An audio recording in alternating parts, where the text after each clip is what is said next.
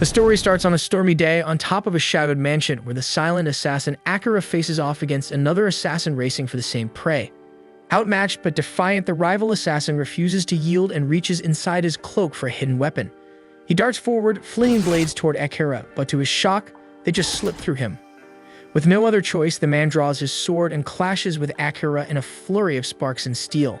Their blades collide again and again until Akira knocks the man's weapon spinning into the air. The rival assassin quickly switches tactics, pulling out throwing knives and sending them flying. Akira dodges smoothly, but his opponent fires one last hidden projectile. To his horror, Akira vanishes right before his eyes, reappearing silently behind him. The man searches desperately for an opening, but Akira blocks every strike and forces his arms down. In a final attempt, the assassin swings with a kick from his bladed boot, but Akira anticipates the move, pierces his arm, then snaps his leg and sends him crashing to the ground. Though he has a few tricks left, the defeated assassin accepts his loss as his own blade, which is still midair, comes down and lands on him. With the threat gone, Akira slips into the mansion like a shadow, entering the dimly lit room where his target lies asleep. For a brief moment, he hesitates, but then he raises his blade to finish the job. Long before all this, Akira lived an ordinary life as a student in Japan. During one typical afternoon, a group of girls invited their friend Tsukasa to join them for lunch. He politely declined, saying he had duties to handle for the student council, which left them impressed by how seriously he took his role as president. Nearby, a girl named Shiori received thanks from classmates she'd had just helped. At the same time, Akira sat quietly, reading a novel on his phone. His friend Nanes walked up and asked if he enjoyed reading isekai stories, but Akira simply replied that he read whatever was free. Laughing, Nanes told him to share any new recommendations before heading off. As Akira watched him go, a few girls whispered, wondering who Nanes had been talking to. As Akira eats alone, even he found it strange that someone actually talked to him, considering how invisible he is to everyone else at school. Without warning, Akira's phone begins to flicker and distort, and a strange, inky darkness spreads across the ceiling of the classroom. The shadows twist into the shape of a glowing circle, and luminous symbols gather beneath each student's feet. Everyone freezes in shock as a bright flash envelops the room. Then in the next instant, they find themselves standing inside an enormous hall. As confusion sets in, a peculiar man in priestly robes steps forward and informs them that the king will arrive shortly. When the priest moves aside, a regal-looking man and a young princess appear before them, prompting murmurs of curiosity among the group. The man introduces himself as the ruler of a distant world called Morrigan. He explains that they've been brought from another realm to aid the Retes Empire, located on the human side of the continent. The kingdom is currently under siege by demonic forces, and the king claims that warriors summoned from another world are the only ones capable of defeating the demon lord. The students, caught up in the excitement, begin to fantasize about their own grand adventure. But the priest cuts through the enthusiasm, stating that only one among them carries the mark of the true hero. To discover who it is, each student is asked to place a hand on a glowing orb that reveals their class. A boy named Waki steps up first and discovers he's been given a class of beast tamer. Though he's not the chosen one, the priest reassures him that his abilities still hold great value. Next, a girl named Yuki learns she's a disenchanter, while Tomoya receives the title of knight. And when Shiori discovers she's a healer, the priest announces that anyone can now check their class and stats on their own without the orb. The students eagerly open their status screens, and Nanes finds out he's a wind-type mage and turns to ask Akira what class he got. Akira responds quietly, revealing that he's been labeled an assassin, but he's baffled by how absurdly strong his numbers are. Then Tsukasa approaches the orb, and it glows brightly as it displays the hero class. The priest reacts with praise, stunned by the potential shown in his stats, and the rest of the students erupt into cheers for their charismatic class president. Akira, however, watches in silence because his instincts tell him something's off. If Tsukasa is the hero, why are his numbers so unimpressive when Akira's own stats are leagues beyond anything he's seen? As Nanes encourages him to show his class, Akira hesitates because he doesn't trust the king or his story about a demonic invasion. Choosing to stay hidden, Akira casts a concealment spell to suppress his presence. Seconds later, Names looks around in confusion, thinking Akira vanished, and walks away, while Isahina opens his status screen. Once everyone finishes checking their abilities, the priest announces that preparations for custom gear are underway and encourages the students to get some rest in their assigned quarters. Relieved that no one uncovered his secret, Akira quietly slips in with the rest of the group, keeping himself hidden under the concealment spell. While moving through the halls, he spots a surveillance device mounted on the ceiling and instantly realizes the king is observing their every move, so it confirms his suspicion that trusting the king would be a mistake. But what Akira doesn't realize, however, is that a knight has been trailing him from the shadows. At night, Akira locates an unused storage room and decides it's a good place to lie low. After settling in, he sneaks back out, determined to gather information. As he surveys the city's unfamiliar skyline, he's struck by how surreal it all feels. This really is another world. He bounds effortlessly between towers, stunned by how far his enhanced abilities have taken him. Midway through his scouting, he picks up the sound of voices nearby and quickly hides himself to listen in. Inside the chamber, the princess is speaking to the king, and she refers to the summoned students as naive kids with rare powers. The king, clearly confident, tells her to move forward with their plan, so she nods and exits the room. Hidden just a few feet away, Akira narrows his eyes, wondering what exactly the king has in mind. He briefly considers ending it right there. He could kill the man before anyone noticed. The king suddenly shivers, sensing something off, but when he turns around, the room appears empty, and he returns to his work. The following morning, Akira remains under concealment while grabbing some food. He debates whether to warn the others, but concludes they wouldn't take him seriously, not when they're so easily convinced by the king's lies. At a nearby table, Tsukasa rises and addresses the rest of the students. He praises the king for giving them powerful gifts and insists they owe it to him to help defeat the demon threat. The group, swept up by his speech, rallies behind him with full support. Watching from a distance, Akira can't help but sigh. They've already swallowed the king's fake narrative. Later in the afternoon, the Royal Knight Commander Saren gathers the new recruits outside for their first training session. He introduces himself with pride, boasting that he serves as the kingdom's final line of defense. His companion Jules steps in to gently remind him not to get too carried away. Saren then explains that all the summoned students will undergo a month-long training program before being sent into a labyrinth to face real monsters. Understanding they lack any real battle experience, he assures them that he'll help guide them through the basics. The students cheer, excited for what's to come, while Akira remains hidden nearby, carefully studying Saren and wondering what his true motives might be. As Akira steps away to search for more clues, Saren leaves the students under Jill's care and slips off the training grounds. Akira then makes his way toward a fountain, only to be startled when Saren suddenly calls out to him. Alarmed, Akira wonders if his conceal ability has a hidden time limit. But Saren assures him the magic is still active, it just doesn't work on him. The knight explains that he possesses mystic eyes, a rare trait that lets him perceive thermal energy, allowing him to detect living bodies even through invisibility. Akira instinctively reaches for his blade, uncertain whether Saren is friend or foe. But the commander quickly adds that he has no intention of revealing Akira's secret. Though Akira knows the knight serves the crown, he still isn't sure if he should place any faith in him. However, Saren insists that he's not working on the king's orders this time because he has his own reasons. Then he makes a request, keep this encounter between the two of them. After a moment of hesitation, Akira decided to give the man a chance. They take a seat nearby, and Akira tells him that he's interested in reading the king's archives to better understand this world. Saren asks what level Akira's concealment skill is, and Akira replies that it's already maxed. Everything else, however, is still at level 1, and he admits he doesn't know how to improve them. Saren raises an eyebrow, then chuckles, saying the library probably wouldn't help much anyway, so he offers to train Akira himself. The thought of growing stronger and uncovering the secrets of this world excites Akira, but even with that, he still longs to return to his home and see his family again. Saren agrees with that goal, but reminds him that until he finds a way back, he'll need strength to survive. Feeling guilty about receiving help without offering anything in return, Akira asks how he can repay the favor. Saren smiles and tells him to share stories from his homeland in exchange. Then as the knight extends his hand, Akira shakes it, smiling back and introducing himself properly, as a show of respect. From that day forward, they begin training together, and Akira learns that aside from humans and demons, this world is also home to elves and beast kin. He puts Akira through rigorous drills, explaining that job levels rise only by defeating monsters, but skills can be sharpened with regular practice. As they train day after day, Saren becomes more and more fascinated by Akira's tales of Earth. Listening to his own descriptions of smartphones, planes, and crowded cities, Akira realizes just how much he once took his old world for granted and how strange it feels to miss it now. Sometime later, Saren is sitting in a quiet room with Jules, who curiously asks why he's been spending so much time with Akira. Saren simply replies that Akira's stories about his home world were too entertaining to pass up, and Jules admits he finds them fascinating as well. But when Saren casually mentions that Akira possesses the true hero class and a max-level concealment ability, Jules freezes in shock because only the very first hero in their history had a maxed-out skill like that.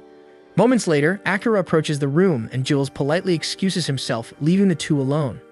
Akira then hands Saren a book he took from the royal archive, noting that it contains some sensitive material. Saren confirms that the book outlines plans to overthrow the king, and explains that he wrote it himself and disguised it as a harmless cookbook, knowing Akira would eventually uncover it. Saren admits openly that the king is a corrupt man who's trying to reshape the world for his own twisted gain. Akira recalls the king's selection program and quietly reflects. Saren then adds that many within the royal knights have doubts about the king's rule.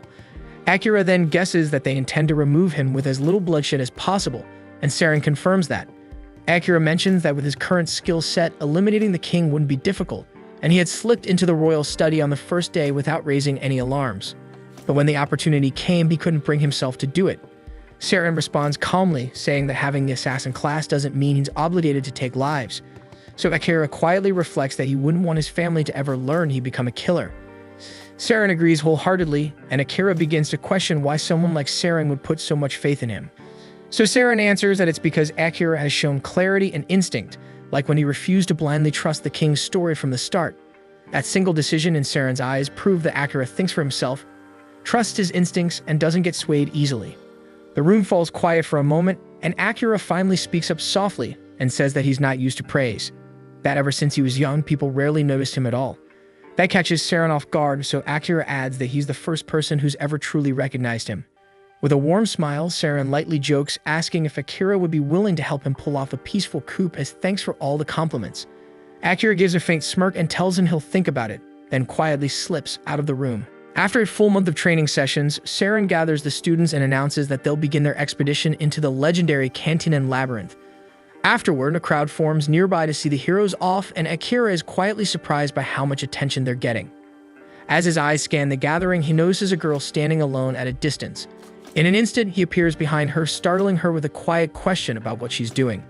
Visibly annoyed, she responds bitterly, saying their people paid a heavy price to summon the heroes. Akira calmly says he has no idea what the hell she's talking about, but she simply says they'll speak again once he learns the truth, then walks away. Soon after, the heroes enter the dungeon and find themselves fighting waves of monsters. The group is caught off guard when one student accidentally activates a trap, causing a swarm of massive ogres to descend upon them. Akira takes down one of the beasts and quickly asks Saren if they should pull back. Saren agrees, and to buy them time, unleashes a powerful divine sword technique that wipes out the enemies blocking the route. However, as they pass through the dungeon gate expecting to escape danger, they're met with another horde of monsters waiting on the other side.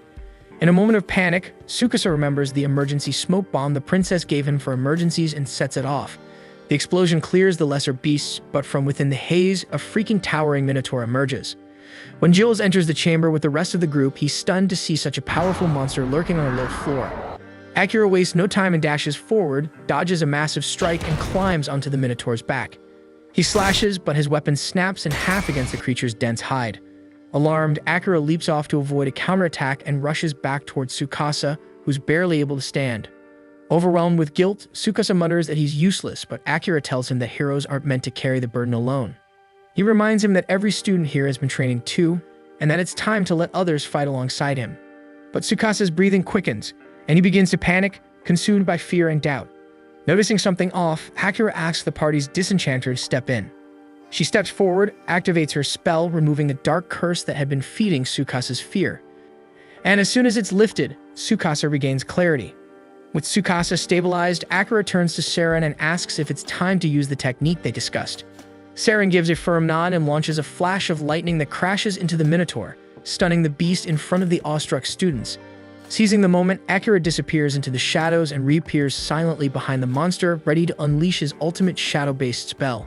From the shadows, pitch-black tendrils suddenly erupt, latching onto the minotaur and driving straight through its body. With the beast completely immobilized, Akira begins pulling it into the darkness, its massive frame slowly vanishing until only its severed head remains. Though he managed to eliminate the creature, Akira still doesn't have full mastery over his shadow powers, and the energy begins surging out of control. Luckily, Saren rushes in and helps stabilize him, coaching Akira through the process until he's able to calm his mind and retract the tendrils. Once the danger has passed, the group returns to the castle. There, Saren commends Akira for completing the mission. It was because of him that everyone returned safely. But while the shadow technique is undeniably powerful, it puts a heavy strain on the body, so Saren warns him not to use it unless truly vital. To acknowledge his efforts, Saren hands Akira a gift, a katana. He explains that the blade was originally forged by the very first summoned hero centuries ago. Akira thanks him for the weapon, but he's curious why give such a legendary blade to him instead of the kingdom's current hero Tsukasa. So Saren replies that Tsukasa already possesses the holy sword meant for battle, Besides, the king would definitely become suspicious if he saw Tsukasa carrying this one, especially since Saren technically stole it from the royal vault. Akira gets the picture and accepts the weapon, quietly thinking it's amazing that he now wields the same sword used by the original hero. But that thought leads him back to the unresolved issue with Tsukasa. Though they had managed to confirm that he was under a curse and had partially alleviated it with a disenchantment spell, the root of the affliction still remained, so Akira intends to get to the bottom of it. At night, he sneaks into the princess's chambers and finds her mid-ritual, enhancing the curse on Tsukasa with a glowing crystal, her magic steadily transforming him into a mindless puppet. Without hesitation, Akira slices the crystal clean in half, disrupting the spell. That should neutralize the curse at least for now, but Akira isn't finished. With his blade drawn, he places it at the princess's throat and demands to know why she's doing this shit. Her response is cold and mechanical. She claims she's acting for the king's sake. But as Akira looks closer, he realizes something chilling. There's no emotion in her eyes, no will, no intent. She isn't choosing this path, and she's just another victim under someone else's control. Killing her wouldn't make sense, not like this, so without another word, Akira lowers his sword and silently walks away. Still, Akira probably should have finished her off because the moment he leaves, the princess walks over to her closet, revealing a hidden stash of cursed crystals, one for each of his classmates. And without hesitation, she begins activating them. Not long after, Akira brings a few of the shards to Saren, hoping he might know something. The moment Saren lays eyes on them, his expression darkens.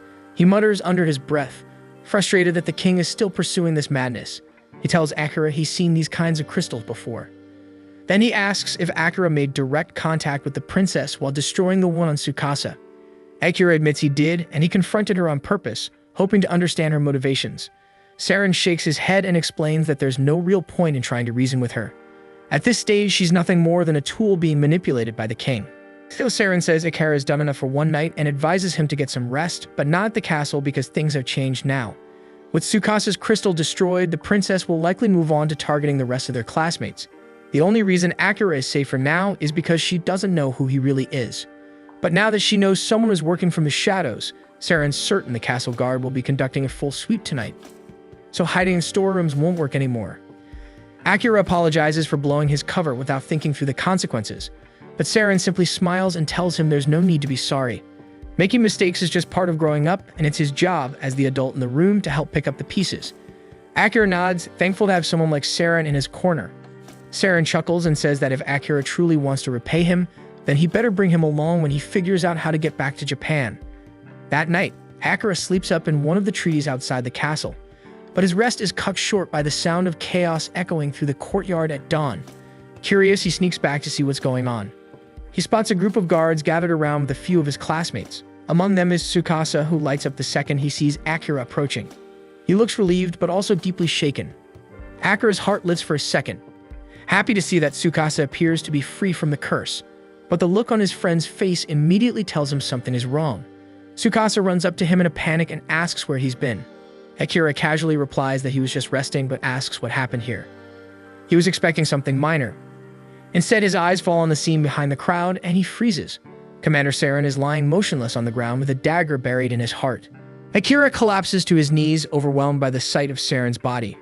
His voice cracks as he demands to know who could have done something like this. But before anyone can answer, his classmates suddenly turn against him. One after another, they start accusing him of being the killer. The dagger lodged in Saren's chest looks just like the one Akira had been using the day before. It would be strong evidence, except all of them saw that same dagger shatter during a Minotaur battle, so there's no way this one could be his. Still, that doesn't stop them, and they insist Akira's behavior has always been suspicious, constantly vanishing and reappearing whenever he wants, so that's reason enough for them. Akira quickly realizes what's happening.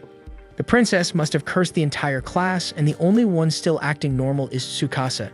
He tries to speak up for Akira, saying there's no proof to accuse him of something this serious, but before he can say much more, the king arrives. With a cold, commanding tone, the king announces that Akira is guilty of high treason for assassinating Commander Saren. He gives a direct order. Akira is to be executed on the spot. Akira glances at the princess, and in that split second, he catches the faintest smirk curling at the edge of her lips, and right away he realizes the whole thing is a setup. There's no point trying to explain anything because no one will believe him. As the guards move in with their weapons drawn, Akira activates his concealment skill, vanishing before their eyes. Furious, the king orders his men to sweep the entire castle, and he wants Akira found now. Meanwhile, Akira silently moves through the shadows and approaches Jules, one of the few people he knows he can trust. Once Jules notices him, he quietly tells Akira that the ones who really killed Saren were the king's own assassins. And now that Akira is a target, he needs to escape fast. Jules then adds that Saren had a feeling something like this might happen, so he left behind a bag of supplies just in case. Akira thanks him, grabs the supplies, and escapes the kingdom. Later that evening, the king and princess meet in secret to discuss how smoothly their plan has gone. The king admits he didn't expect it to be this easy to get rid of Saren. But thankfully, the assassins did their job cleanly. The princess informs him that the rest of the class, except Tsukasa, is now fully under her curse. The next step is to find a reason to launch a war with the Eastern nation. The king says the students will be perfect tools for that war, and as for the one who slipped away, he doubts some kid could survive alone out there. But just to be sure, he tells the princess to send the Night Ravens, his deadliest assassins, to track him down. At the same time, Akira had just reached the dungeon. Just like Saren once said, it's the best place to stay hidden when you're being hunted. No one in their right mind would think to check a dungeon just to chase after someone, so it should serve as a decent hideout. But food and water are scarce down here, so he'll have to be cautious. Even though Akira can cloak himself with his concealment skill, plenty of monsters still exist that rely on enhanced senses like smell and hearing. But as he continues to grow stronger and his assassin class ranks up, he'll eventually be able to erase all traces of scent, silence his steps, and even suppress body heat, making himself nearly invisible. Boss rooms appear every 10 floors, and once you're inside, the only way out is to kill the boss. It's a major gamble to enter one alone, but Akira doesn't exactly have the luxury of waiting things out. As he walks deeper into the dungeon, he's immediately attacked by a chimera. At first, he manages to dodge its claws and fangs, but then its snake tail spits a jet of venom, catching him off guard and striking his leg. The poison slows him down and he can't maneuver like before. That gives the beast an opening, and it slashes his back, drawing blood. Just as it prepares to go in for the kill, Akira unleashes his trump card and shadow magic erupts and completely consumes the chimera in a single blow. With that, he defeats the dungeon's first boss. But the combination of his injuries and the toll of using the shadow spell leaves him barely clinging to life. Recognizing that its master is in danger, the shadow energy automatically shifts into regeneration mode, patching his wounds while he's unconscious. At the same time, in the royal castle, Tsukasa asks everyone to follow him out of the capital. His classmates blink at him, asking if he's seriously saying they should go take down the Demon King right now. It sounds like a decent excuse, so Tsukasa just rolls with it. But his classmates immediately shut him down, telling him to sit back down and stop dreaming because they're not going anywhere. That reaction confirms what Saren warned him about before his death. The curse is real, and it's controlling their minds. If that's true, then Tsukasa realizes he'll have no choice but to leave on his own. But unexpectedly, a few of his classmates step forward and say they'll come with him. And a few hours later, that small group is standing with Tsukasa just outside the city border. They're a bit stunned that leaving the city was so easy, but when they think about it, it makes sense. Their excuse was that they were heading off to fight the Demon Lord, and it wouldn't look good for the king to stop his own heroes from completing their assigned duty. With that settled, Tsukasa turns to the others and asks why they chose to come along, especially when everyone else refused to even consider it. Yuki replies that she doesn't believe anyone in their group is under the princess's influence anymore. Asahina then speaks up, saying that he thinks he might help break the curse somehow. He's not entirely sure why, but he has a blurry memory of sneaking into the princess's chamber and smashing several crystals. We later learn that the one behind that action was actually Jill's. He had used his manipulation ability to temporarily take control of Asahina's body in order to dismantle the curse. And while he wasn't able to free everyone, he's at least relieved that he could carry out Saren's final wish. As the group finally steps beyond the kingdom's borders, Asahina finds himself thinking about Akira. He deeply regrets not trying to find him sooner while he was still hiding within the castle. Even if he had been under a curse, he still feels horrible for not defending Akira when he needed it most. Back in their original world, most of the class hadn't spoken to Akira much at school, but one day while walking home, Asahina happened to run into him on a construction site. It was their first time meeting outside the classroom. Akira had asked him to keep the job a secret because he didn't want his younger sister to find out. Asahina agreed without hesitation since he also had a little sister to look after. Coincidentally, both of their sisters happened to be close friends and the two boys had laughed about it at the time. Back in the dungeon, Akira finally regains consciousness. For some reason, the first thing that comes to mind is a dream, one that reminded him of the day he met Asahina, so he sincerely hopes Asahina is okay. He also finds himself thinking about his mother and sister back in Japan. But once that moment passes, something odd dawns on him. He's not in unbearable pain. Even though he clearly remembers getting slashed across the back by the chimera, he doesn't feel nearly as bad as he should. Calling up his status screen, Akira notices something surprising. His stats have improved significantly after the fight with the Chimera, but what really shocks him is his HP since it's nearly full, even after the serious injuries he took.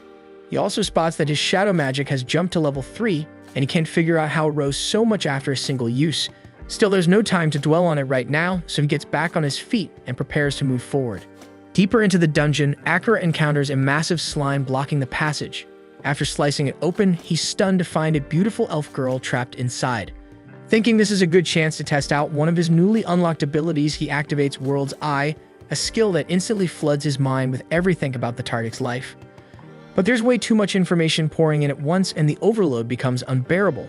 He's forced to cancel the skill partway through before his brain fries from the sheer volume of knowledge. Looking at her status, he notices her HP is dangerously low, barely at 2%. Akira gently lifts her and carries her up to the 69th floor, where there's a calm water pool. He sets her down to rest and recuperate. Sometime later, she stirs awake, and Akira offers her water to help her recover. He tells her to try and get more rest, but she admits that she's too hungry to sleep. So he whips up a bowl of warm porridge and hands it to her. Grateful, the elf girl, who introduces herself as Amelia, digs in without hesitation. Once she finishes, she looks around and asks how she ended up here, since her last memory was being much deeper in the dungeon. Akira tells her he carried her up to the nearest water source so she could recover safely. She's surprised by his kindness, admitting that no one has ever gone out of their way to help her like that, not even once. A few hours pass and Amelia is back in top form. Together, they descend all the way to the 80th floor. Akira starts to wonder why she's still tagging along, and he figures she'd want to return to the surface after everything.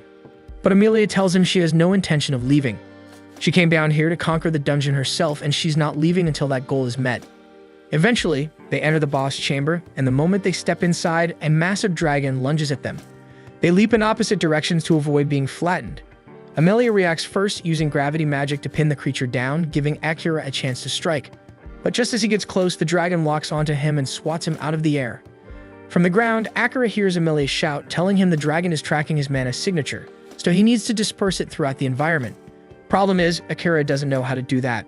So instead, he improvises, pulling in surrounding mana and unleashing it as a raw blast of energy before rushing in and driving his blade straight through the dragon's eye, ending the battle. The dragon collapses, lifeless, but Amelia looks at Akira, baffled by what he just did. He explains that since he didn't know how to hide his own mana, he just used the ambient mana around them as a weapon instead. She stares at him in disbelief because normal people can't do that. But before she can ask how he pulled it off, the dragon's body suddenly starts to glow brightly. The dragon then suddenly shifts form, transforming into an enormous blue cat, leaving both Akira and Amelia completely baffled by what they've just seen. Amelia activates her World Eye ability and quickly discovers that the creature is a shapeshifter, which explains how it had taken the form of a dragon. With that information, everything begins to make sense to her. After all, a genuine dragon would have been far more resilient than this feline imposter. Akira is amazed at how effortlessly Amelia is able to use her World Eye, and she turns to ask why he hasn't activated his own. He recalls the last time he tried when it felt like his brain was about to split in half, and assumes it must be because his level isn't yet high enough to handle it safely. But Amelia disagrees and believes that the real issue is that Akira is subconsciously rejecting the skill, which is what's actually preventing him from using it properly. Right then, the black cat awakens and starts to speak. He seems annoyed that he was defeated by a mere human and an elf, especially since he had transformed into a dragon just for entertainment. Akira is stunned to hear the feline talk, but his shock seems to offend the creature. The cat sternly tells him not to lump him in with the mindless, low-level beasts driven solely by instinct because he is a higher being, created directly by the demon lord himself. Akira, however, remains unfazed and responds that it doesn't matter either way because after that last blow, the cat is in no shape to continue fighting. The black cat shows no concern about dying, but before he goes, he has a message for Akira. He slowly rises to his feet, his body now radiating a dark, threatening aura, and announces that the demon lord is waiting for him in his castle deep within the volcano region of the demon continent. That declaration instantly raises Akira's suspicions, and he demands to know how the demon lord even knows about him, and why he would want him to visit his domain. The cat answers that the demon lord is a being beyond mortal comprehension, and thus he cannot explain anything further. Exhausted, the cat lies back on the ground and tells Akira to finish him off, but Akira refuses. The cat scoffs and tells him to stop acting noble, insisting that humans see all demons and monsters as enemies anyway, so killing him should be expected. But Akira doesn't share that belief because to him the true enemy is the king, not demons, and he's not willing to accept that they're automatically the enemy just because they're different. However, Amelia steps in and reminds him that the door to the boss's room won't open unless the boss kills them or they kill the boss. The cat agrees with Amelia's logic and sarcastically asks Akira if he's planning to starve to death in this room. Curious, he questions why Akira refuses to kill him, and the response is both unexpected and strangely simple. Akira explains that he's a cat person, and unlike other monsters, this one can actually speak. So he's convinced there must be a workaround that allows them to leave the boss room without resorting to killing the creature. That's when Amelia recalls an alternative method. If Akira forms a contract with the black cat and accepts him as his familiar, the creature will no longer be recognized as a boss, which will cause the room's door to unlock. The black cat scoffs at the suggestion, mocking the idea by stating that only a seasoned magic user with precise mana control could ever perform such a ritual, and he doubts Akira has the capability. Amelia disagrees and reveals that Akira has already surpassed the minimum requirement for the ritual, and she reminds the cat of how Akira previously separated his mana from his body in order to disorient him, an advanced maneuver only the first hero has ever pulled off. She believes Akira is more than capable of completing the ritual, although she admits she can't guarantee his success. Akira then asks what happens if he fails, and the black cat warns that either one of them will die, or in the worst case, both of their lives may be lost. Despite the risk, Akira is ready to go through with it, though the cat remains confused as to why he would even take such a gamble. With a resigned tone, the cat tells him to go ahead, claiming he no longer cares whether he lives or dies. That cavalier attitude irritates Akira, who snaps back at the cat's indifference toward life. But the feline calmly replies that continuing to live holds no meaning for him anymore. Akira decides to address that mindset later, but for now he turns to Amelia and asks how to begin the ritual. She explains that the first step is to give the cat a new name. After a moment of thought, Akira names him Night, inspired by the cat's dark fur that reminds him of the night sky. The cat remains silent, showing no reaction to the name, so Akira proceeds to the next step, infusing mana directly into Night's paw. Amelia warns that once the mana transfer begins, there's no turning back. If Akira loses control during the process, it could very well cost him his life.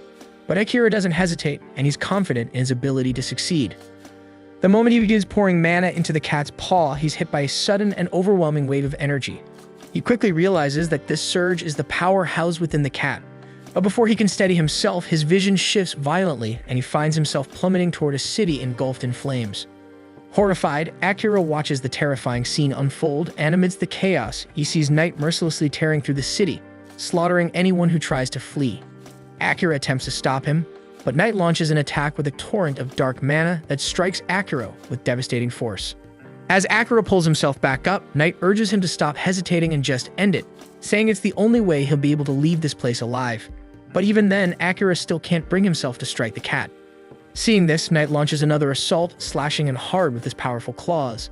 The pain Akira suffers inside the dream world begins to affect his real body too, and at last he makes the decision to fight back. He hurls his dagger at Night, but the cat bats it aside with ease and starts channeling his dark energy to end the battle swiftly. Akira charges forward, but instead of landing a blow, he deliberately takes the hit, allowing Night's claws to pierce straight through him. The black cat stares at him stunned and asks in disbelief what the hell he is trying to do. Akira responds calmly, saying he still refuses to kill him, and that deep down he knows Night doesn't want to hurt anyone either. Night scoffs, reminding him that he's still a monster. Even if he has intelligence, his instincts constantly scream at him to destroy anything that stands in his way. But Akira sees through that facade, and he knows that Meg is exhausted from the endless cycle of killing, and he tells him that he no longer has to fight those urges alone. Gripping his claws tightly, Akira makes a quiet vow to watch over him, to be by his side, and ensure he never has to go through something like this again. Slowly, the oppressive dream world starts to fade away, and as Night begins to place his trust in Akira, his monstrous form diminishes into that of a small, ordinary black cat resting peacefully in Akira's arms. The sun rises within the dream, casting its golden light as a symbol of the inner peace Night is beginning to feel. With that, Akira emerges from the dream world, and realizing that the pact ritual succeeded, he reaches out to touch Night and confirm it. A radiant golden mark appears on the back of his hand, and at the same time, the red sigil on Meg's forehead shifts into gold as well. Amelia explains that this is the seal of a successful pact, and their souls have now been spiritually connected. Night awakens too, gazing up at Akira and expressing his curiosity to see just how far his new master will go. With quiet resolve, he accepts Akira as his master and solemnly pledges his loyalty and life to his service. Amelia steps forward and introduces herself, and Knight, recognizing her as his master's companion, offers her his respect as well. At that moment, a magic circle begins to glow on the ground, signaling that the boss has officially been defeated. Yet Akira appears lost in thought. He says he'd prefer to move on to the next floor, but Knight is still badly wounded. Knight reassures him, explaining that the door will remain open until they decide to use it, so there's no need to rush. He opts to take some time to heal, and Amelia suggests that this might be the perfect opportunity for all of them to get to know each other better. Knight immediately agrees, and Akira can't help but be a little surprised by just how fast his new companion's personality flipped. Meanwhile, Tsukasa and his group arrive in a nation established by a hero who, like them, was summoned from Earth. They're stunned to find that the entire country mirrors the appearance of historical Japan. The surroundings feel oddly nostalgic, and for the first time in a while, they start to relax before sitting down to discuss their next steps. Tsukasa brings up the most immediate concern, their finances, pointing out that they're only a month away from running out of money and being left without a place to stay. One of the guys suggests they become adventurers, saying it's the most suitable occupation for people like them. Tsukasa agrees and then shifts the conversation to their next priority, gathering information. He proposes they seek out someone well-versed in the ways of this world and also dig through books that might contain useful knowledge. Another member of the group sighs, hoping there's a book somewhere that explains how to return to Earth. But Tsukasa believes their best chance lies in defeating the Demon Lord. He explains that only the king and the princess might know how to send them back, and despite their cruel and manipulative nature, the only way to earn their cooperation is by taking down the Demon Lord. He firmly states that once they've secured enough money and intel, their next destination will be the Demon Continent, but Asahina doesn't agree with that plan. He argues that they should first reunite with Akira before heading off, because his instincts tell him that Akira's power is advancing at a pace far beyond anyone else's, and they'll need him if they hope to succeed. Some members side with Asahina, while others remain suspicious, still thinking he may have been responsible for Commander Saren's death. The disagreement quickly escalates into a small argument, but the girls step in and try to calm everyone down. They turn to Tsukasa, asking for his judgment on the matter, since as the leader he gets the final say.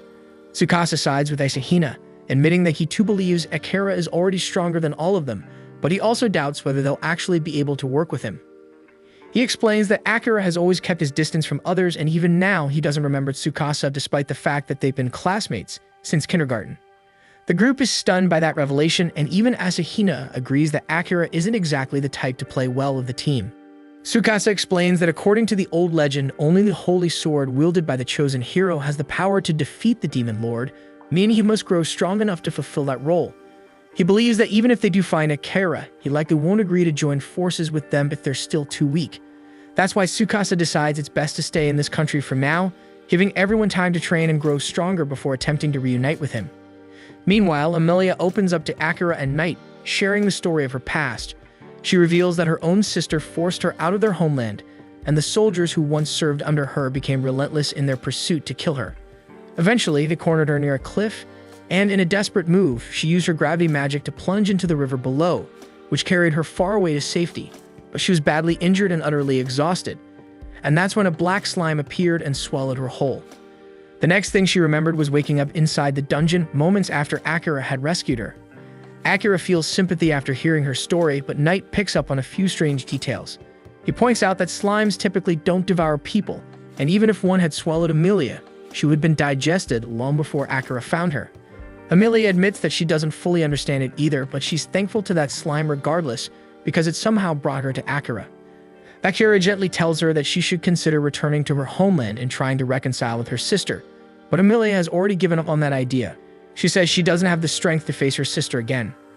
Akira reassures her, saying things tend to work out between siblings because no matter what happens, they're still family. He adds that he has a sister too, and even though she's constantly giving him a hard time, he still cares about her deeply. Amelia and Knight then ask if Akira wants to return to his own world and see his family again. Akira says yes, but not yet because there's something he needs to take care of first. He begins to talk about Saren, the man who taught him how to survive in this world, and as he recalls the betrayal that took Saren's life, his emotions boil over. His voice sharpens with rage as he swears to kill both the king and the princess for orchestrating Saren's assassination. The fury behind his words sends a chill down Amelia and Knight's spines, and Amelia shouts his name, jolting him back to his senses. As the storm inside him subsides, both Amelia and Knight reveal that they know the name because Saren was once a renowned knight commander known across the land. Sensing the heavy mood, Akira decides to break the tension. He pulls on a glove and waves it in front of Knight, and true to his feline instincts, the black cat immediately pounces after it. Akira chuckles, surprised that the same trick he used on all the strays back home works on a monster cat too. Amelia, intrigued, asks to give it a try herself. And before long, both she and Akira are playfully cuddling with Knight, enjoying the soft, warm comfort of his fluffy fur as the air around them lightens once again. Knight turns to Akira and tells him to take things more seriously, reminding him that their souls are now linked, and if one of them dies, the other will perish as well. Akira says he's well aware of that, but he's still just happy to have a cat familiar, especially since he's always loved cats. Amelia chimes in with a sigh, admitting that she's jealous because she loves cats too. Once they finish fooling around, the group prepares to exit the dungeon. Akira asks Knight where the teleportation magic circle will take them, but the feline admits he doesn't know. He explains that only a select few demons still remember the ancient craft of creating such circles, and Akira instantly decides that once he reaches the demon continent, he'll track those demons down and make them work for him. Just then, a memory clicks in Amelia's mind. She recalls an old tale about pale blue teleportation circles that respond to a person's desire, taking them wherever their heart truly wants to go. However, if more than one person enters, the circle only reacts to the wishes of one individual. Akira notes that this could become a problem, but Amelia assures him with a gentle smile that she's fine going anywhere as long as she's with him. Akira doesn't dwell on her words, but as he steps into the magic circle, his thoughts briefly drift to his family. He wonders if the circle could possibly take him back home, but quickly shakes the idea away because his priority right now is revenge. With that, the magic circle lights up, and the group is instantly teleported to a dense forest, where a massive, awe-inspiring tree towers in the distance. Amelia freezes in shock at the sight, while Knight calmly identifies the tree as the World Tree. He tells them that they've arrived in the Forest of Elves. Amelia is stunned they ended up here, but Akira finds it to be a welcome turn of events. Suddenly, an arrow flies through the air, aimed directly at Amelia. Fortunately, Akira spots it just in time and swiftly pulls her out of harm's way. He immediately charges toward the source of the attack, batting aside his second arrow with his dagger and closing the distance in a flash. In one fluid move, he brings the hidden archer down to the forest floor, and Amelia quickly identifies him as Liam. Liam scowls and says he never imagined he'd run into the traitor while investigating the strange light in this area. He warns Amelia to flee if she wants to survive, but Akira is in no mood for empty threats. He knocks Liam out cold, uninterested in his dramatic declarations. However, his moment of action was just a bit too late, and he looks up and sees that they've already been surrounded. Leading the elven forces is none other than Amelia's sister Kilika. With cold determination in her eyes, she tells Amelia that since she dared return to the country on her own, her death is now inevitable. But then we see that before everything changed, Amelia's life had been going remarkably well. She was next in line to inherit the throne of the Elf Kingdom, and she believed her relationship with her sister was strong. At least that's what she thought. But over time, her trusted advisors and royal guards began to turn against her, and eventually, Kilika leveled a shocking accusation, claiming Amelia had committed a terrible crime. Without any investigation, the guards hastily concluded that Amelia was guilty, simply because she was born a child of blight. As a result, she was forced to escape the kingdom before Kilika and her forces could kill her. And now that they're face to face once more, Amelia is completely at a loss. She tries reasoning with Kilika, insisting she'll leave voluntarily, so there's no need for conflict. But Kilika is determined to capture her at any cost. Before Kilika can make a move, however, Akira steps forward and positions himself protectively in front of Amelia. Kilika sharply questions Akira, demanding to know who he thinks he is to meddle in elven affairs. He replies calmly that he only met Amelia yesterday, but he genuinely likes her, and he won't stand by while Kilika speaks to her in such a way. He also points out that Kilika keeps calling Amelia a criminal and asks her directly what crime Amelia supposedly committed. In response, Kilika rolls up her sleeve to reveal a deep, discolored bruise stretching across her arm. She claims that Amelia once gave her a potion that was secretly laced with poison, an act that even within royal bloodlines is absolutely unforgivable. Amelia immediately defends herself, insisting that the mixture she gave Kilika truly was just a potion, but Kilika brushes it off and says no one would ever believe that story. She then steps closer to Akira and stares directly into his eyes. Sensing Kilika's intention, Amelia quickly warns Akira to back away, but it's already too late. Kilika lets out a smug laugh and announces that her mesmerize ability is already in effect, meaning Akira is now under her spell, and as far as she's concerned, Amelia has officially lost her only ally. Kilika fully expects to see Amelia crumble with despair, but instead, what she sees in her sister's eyes is pure fury. Amelia shouts at Kilika to break the spell and apologize to Akira because he deserves the freedom to choose who he wants to love. This sudden outburst catches Kilika completely off guard because she had always viewed Amelia as weak and timid, but right now, she looks like she's ready to tear someone apart. Right then, Akira steps forward and calmly tells Amelia to relax, assuring her that he's not under the influence of any spell. That's because mental type abilities like mesmerize only work on individuals who are significantly weaker than the caster. Kilika scoffs, refusing to believe that someone she considers a lowborn like Akira could possibly be stronger than her, but he couldn't care less about her opinion of him. What does matter to him, however, is how people view Amelia, so he firmly tells Kilika that she needs to retract the false accusations she made against her. Kilika demands to know what makes him so sure the accusations are false, and Akira responds by saying he's confident that Amelia would never resort to something as disgraceful as poisoning her own sister. Realizing there's no persuading Akira to hand Amelia over, Kilika abruptly commands her guards to execute him on the spot. But before any of them can make a move, the king of the elf nation appears unexpectedly and orders everyone to lower their weapons immediately. Kilika is stunned to see him, since he was supposed to be away on an extended inspection for several more months, but the king explains that something urgent came up, prompting his early return. He then demands an explanation for what Kilika is doing out here, but before she can respond, all the guards quickly speak up in her defense, claiming she's done nothing wrong. The king immediately suspects that she must have used her mesmerize ability to manipulate the guards, so he commands her to release them from her control at once. Then, without hesitation, he walks over to Amelia and offers her a heartfelt apology. He doesn't know exactly what her sister has put her through, but he assures her that Kilika will be held accountable for her actions. After that, he turns to Akira and sternly instructs him to leave immediately, stating that there's no valid reason for a human to be trespassing on elven territory.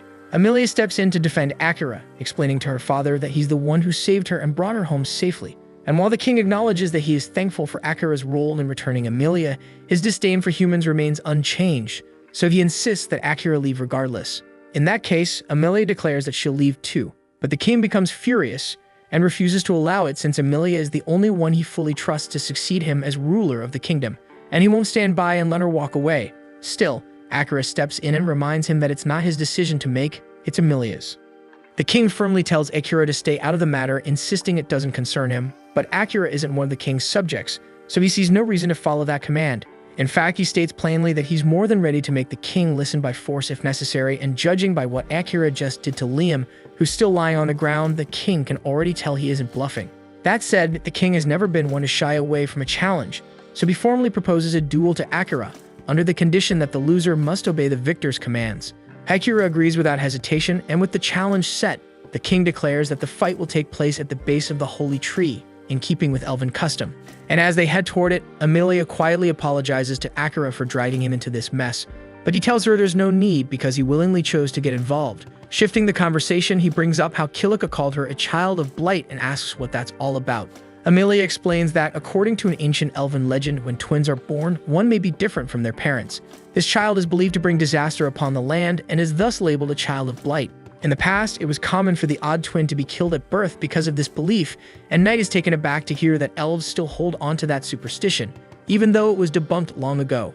Amelia explains that it usually isn't an issue anymore, but recently Kilika has been using it against her more frequently, mainly because Amelia's eye and hair color differ from all of their family. It's painfully clear that Kilika is just using the legend as a convenient excuse to cast Amelia out, but personally, Akira remarks that he finds Amelia's hair and eyes to be absolutely gorgeous. Eventually, they arrive at the base of the holy tree, and since Kilika was the one who instigated the conflict, she will be the one to face Akira in the duel. But before it begins, Akira makes the decision not to use his concealment skill, because there's no point in winning unless everyone can see it happen with their own eyes. Amelia warns him that Kilika is the strongest swordsman among all the elves, so the battle won't be easy and he should stay on his guard. Akira picks up on the fact that Amelia still seems to speak of her sister with admiration, even after everything that's happened. She explains that they were once incredibly close as children, and no matter what Kilika does, Amelia will always see her as her beloved sister. As the duel begins, Kilika pulls her sword while Akira opts to keep his own blade sheathed. Kilika demands to know if he's trying to insult her by not taking the duel seriously, but Akira calmly replies that he simply doesn't want to risk accidentally killing her in combat. Once the duel starts, Kilika rushes forward and unleashes a flurry of precise strikes aimed at his vital points, yet Akira effortlessly evades each one. He admits that Kilika truly lives up to her reputation as the strongest swordsman, but his speed is simply beyond hers, allowing him to slip through her attacks and push her back with ease. He then advises Kilika to surrender before she hurts herself, but she refuses to be underestimated and activates her trump card. A fierce current of wind envelops her blade, and she releases a violent gust toward Akira. The technique takes him by surprise, catching him off guard for a moment, though he quickly regains composure and sidesteps the blast.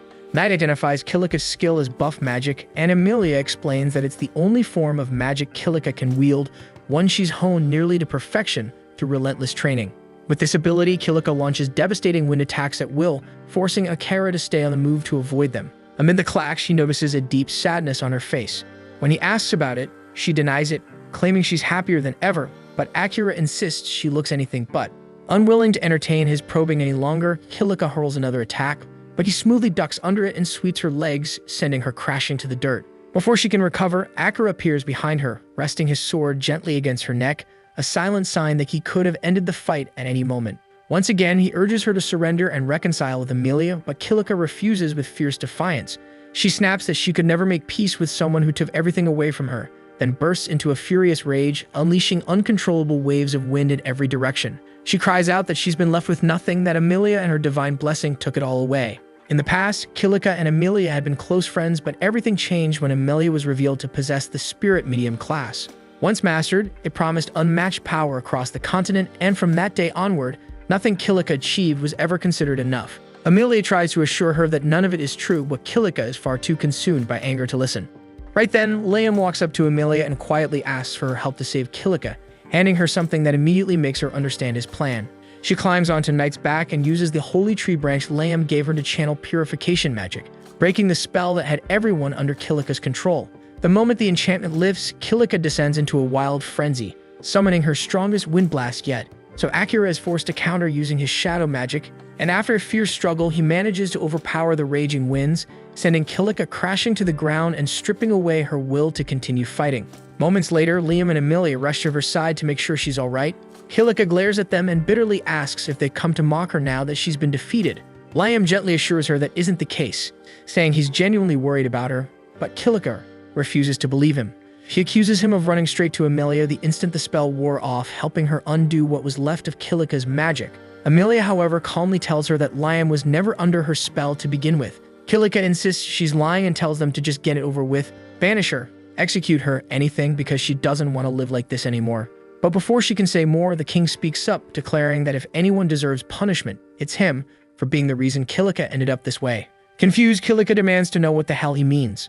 So the king explains that long ago he sealed away parts of her memory to protect her, though now he realizes that decision was a grave mistake. As he lists his forgetting skill, all of Kilika's lost memories come flooding back at once. She recalls that when she was a child, she spent her days training near the dungeon. One afternoon, a mysterious stranger appeared near the entrance and told her she could grow stronger much faster if she used one of the strange orbs he carried. Naively trusting the man, young Kilika took one of his orbs and ran into the dungeon to test it out. But the moment she did, a swarm of powerful monsters appeared out of nowhere. Realizing she couldn't take them all alone, she tried to flee, only to discover that the creatures were pursuing her outside. Dungeon monsters weren't supposed to be able to leave their dungeon, yet these were clearly different.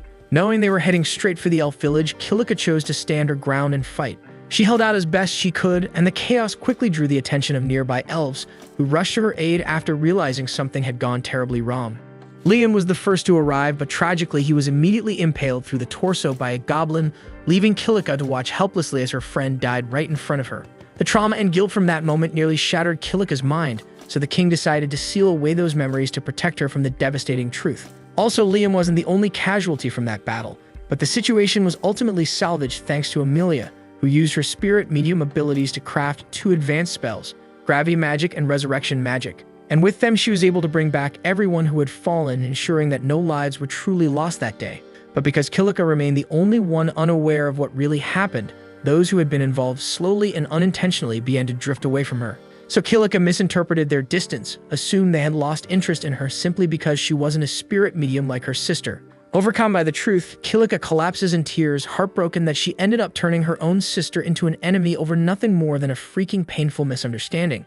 But Amelia gently tells her that's not true because no matter what happened, she could never bring herself to truly hate Kilika. Kilika knows she has a lot of making up to do for the pain she caused her sister, but Amelia reminds her that in the end, they are still family, and in her heart, nothing will ever change that shit. Later that night, a grand feast is held to celebrate Kilika's change of heart. The king personally thanks Akira for helping bring peace back to their family. As promised, he gives Amelia the freedom to decide her own future, even if that means she chooses to leave on a journey with Akira. On that note, the king asks Akira what his next destination will be, and Akira replies that he plans to head to the Beast Continent, since Knight mentioned it's one of the best places to find high-quality equipment and weapons. At the same time, Asahina and the rest of Akira's classmates are seen boarding a ship bound for the Beast continent as well. They had originally intended to stay put and wait for Akira to catch up with them, but by now they've grown so strong that the monsters in the Yamato dungeon no longer offer any experience.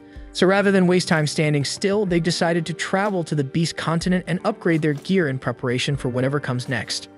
The following day, the Elf King arranges a full escort to accompany Akira and Emilia to the outer borders of the kingdom so they can safely continue their travels. Akira feels like it's a bit excessive, but the king explains that there's been a string of kidnappings happening along the coastline lately, and he simply wants to make sure they're well protected.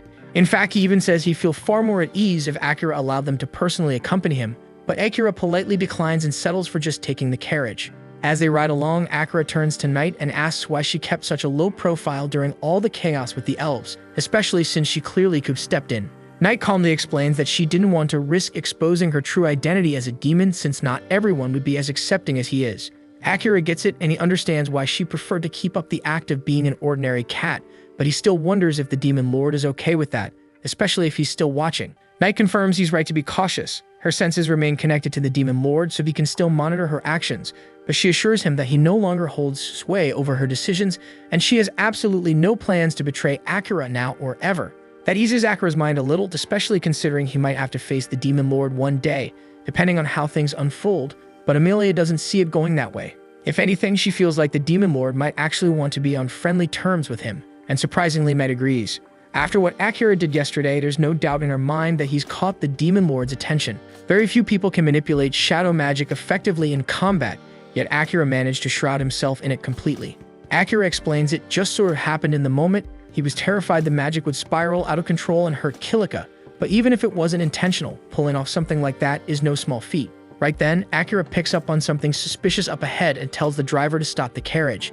He steps out and informs the others that his detection skill alerted him to a group of people further down the road. The driver grabs a telescope and sure enough, spots a group of bandits waiting just ahead. And worse, the bandits also spot them and reveal they're holding an elf hostage. They threaten to kill her unless Akira and the others comply with their demands. So with no better option for now, the group holds back while the bandits toss them a pile of ropes and order everyone to tie each other. At that moment, Emilia steps down from the carriage, and the moment the bandits catch sight of her hair color, they light up with excitement. They immediately recognize her as one of the elf princesses, and if they turn her over to someone like Lord Graham, they're certain to land a massive reward. While the bandits are too busy grinning and whispering about their lucky break, Akira silently activates his presence concealment. In the blink of an eye, he knocks them all unconscious before any of them even realizes what's happening. Afterward, he tells the driver to go ahead and tie them up using the rope they had brought, and as that's handled, Akira starts wondering who this Lord Graham character even is. Luckily, the driver says he's actually heard the name before and explains that Graham is a noble from the kingdom of Uruk. That's enough of a lead for Akira, so he instructs the driver to take the captured bandits back to the elf castle while he and Emilia will carry on the rest of the way by foot. The driver starts to protest, reminding Akira that his instructions were to escort both of them all the way to the port, but since they're already fairly close, Akira reassures him it won't be an issue. A short time later, Akira, Emilia, and Knight board a ship, and once they reach their destination, Akira plans to gear up with some new equipment to keep pushing his strength even further. Emilia finds it a bit surprising that he's still focused on leveling up, especially when he already seems so powerful, but Akira insists that if he's serious about getting revenge for Saren, then he can afford to stop now. Knight chimes in and says the port city they're headed for actually has a labyrinth, so if Akira wants to train more, he'll have the perfect opportunity. Still, that's a few days away, so she suggests they relax and enjoy the trip in the meantime. Emilia is practically glowing with excitement because it's her first time sailing, and she tells Akira she's really looking forward to watching the sunset with him. But when she turns to see what he thinks, she realizes he hasn't heard a single word. His attention is completely absorbed in a book, the same one her father gave him as a farewell gift, and he's reading so intently that he doesn't even notice Emilia's annoyed expression. In fact, Akira spends the entire voyage buried in that book, leaving Emilia feeling a bit left out by the time they finally arrive at the Beast Folk continent. As they disembark, Akira notices something off. The only ones doing the heavy lifting around the port are humans. That immediately strikes him as strange, but before he can dwell on it for too long, a group of beastmen steps forward and blocks their path, demanding that he leave Emilia behind and get lost. It doesn't take long for Akira to realize what's going on, and the beast folk here clearly have a low opinion of humans, and this could easily spiral into something messy. So without wasting time, he calmly asks Emilia to stay back and let him handle it. Akira starts walking straight toward the beastmen, and they immediately burst into laughter, mocking him outright. After all, there's no way a scrawny human could possibly pose a threat to their kind. But instead of using brute force, even though he could easily wipe the floor with them, Akira takes the smarter route and casts a shadow spell that temporarily blinds them. With that handle, he calmly leads Amelia past the stunned group. As they make their way into town, Akira picks up on the fact that a lot of people are staring, and it doesn't seem aimed at them. But at night, so she explains it's because cats are feared and looked down on in this region. That evening, after checking into a hotel and enjoying a filling dinner, Akira suggests they call it a night. The room has 2 beds, but with a flustered look, Amelia notes that the beds are so large, the 2 of them could easily share one. The comment catches Akira completely off guard, and while he's still processing it, Night, fully aware of what Amelia is trying to pull, decides to make herself scarce to give them some privacy. Akira tries calling her back, but she's already disappeared. Then Amelia casually announces that she's going to shower, leaving him frozen, unsure how to react. Then when Amelia comes back dressed in a nightgown, she finds Akira already in bed, employing the highly advanced technique of pretending to be asleep. Figuring he must be tired from the day's events, she lets it slide, puts her plans on hold, and slips into bed beside him to get some rest. The following day, Night returns to the room and upon seeing Akira and Amelia lying in the same bed, jumps to conclusions and assumes they must have gotten a little cozy after all, but she brushes it aside and reminds them they've got company arriving soon, so they should probably get dressed. Not long after, there's a knock at the door. Akira tells the guest to come in, and a man named Crow steps inside. Night introduces him as the top blacksmith on the entire continent, adding that she met with him last night to ask for a favor. Normally, Crow wouldn't take on random requests like this, but when the infamous nightmare of Adley asks in person, even he couldn't turn her down. That title catches Amelia off guard, and she wonders what Crow meant by calling Night that, but there's no time to ask as Crow immediately requests Akira's weapon so he can take a look. After examining it briefly, he notes that the weapon's clearly been overused, likely in a labyrinth, and has taken quite a beating, and Amelia is stunned that he could figure all that out just from a quick glance. Akira asks if Crow will be able to repair the weapon, and Crow replies that with the right materials and a proper budget, it should definitely be doable. Akira also inquires about the possibility of crafting around 20 throwable assassin knives, but Crow looks taken aback upon realizing Akira is actually an assassin. After regaining his composure, he tells Akira that he likely lacks the experience to properly handle weapons made by someone like him. Amelia immediately takes offense to what sounds like an insult toward Akira's skill, but Akira can't exactly argue with the assessment. Night steps in and tells Amelia to let it go because while Crow may be a blacksmith now, he used to be part of the hero's party, and when it comes to battle experience, he definitely knows his stuff. Even though Crow stands by what he said about Akira's lack of experience, he still agrees to take on the job of forging the weapons Akira requested. He scribbles down a detailed list of the materials Akira will need to gather for the job, and in the meantime, he says he'll be holding onto Akira's sword to keep it from getting damaged any further. Crow, claiming the sword, comes as a bit of a surprise, but Night assures Akira that his weapon is in good hands, and there's no one better than Crow when it comes to this craft. Akira trusts Night's judgment, but that doesn't change the fact that he has no idea where to even start looking for all the materials listed. Night explains that the fastest way to find them is by exploring the city's labyrinth, and as a bonus, it would give Akira a great opportunity to level up, which makes the plan sound perfect to him. The labyrinth is located near the center of the city, but getting access depends on a person's adventurer rank. Akira doesn't think that's going to be much of a roadblock, so he starts putting together a game plan for the hunt. While he's doing that, Amelia asks if it's okay for her to step out for a bit since there's something she wants to discuss with Crow directly. Akira says it's fine by him because he still has a lot of research to do about the labyrinth before diving in anyway, but he does ask Night to go with her and keep him updated via telepathy if anything seems off. A short while later, Amelia and Night make their way to Crow's workshop. Once there, Amelia brings up something she'd heard, that during the failed mission to defeat the Demon Lord, only the hero and one beastman made it out alive. That beastman she assumes must have been Crow. Crow tells her she's welcome to mock him if that's what she came for, but that wasn't Amelia's intent at all. She believes Crow survived because he was strong, and that's why she wants to ask him to teach her how to fight. Crow turns her down immediately, saying he made a decision long ago to never take on another apprentice. He explains that every person he tried to train either quit or fell into a deep depression, so he doesn't see the point in wasting his time. But Amelia firmly promises that she won't give up or break down. She wants to walk beside Akira with her head held high, and if he's going to keep getting stronger, then she wants to grow too, so the gap between them doesn't keep widening. Crow once again calls Night the Nightmare of Adley and reminds her that their agreement was strictly about fixing Akira's weapon. But Night calmly points out that Amelia is making this request on her own, so it has nothing to do with Akira. She also politely asked him to stop using that old title, saying that her name is Night now. Curious, Amelia asks why he keeps calling her that in the first place. Night explains that years ago, the Demon Lord sent her to Adley as punishment after the humans invaded demon territory. Her official task was to issue a warning to the city's leaders, but she let her fury take control and went far beyond what was necessary, reducing the entire city to rubble.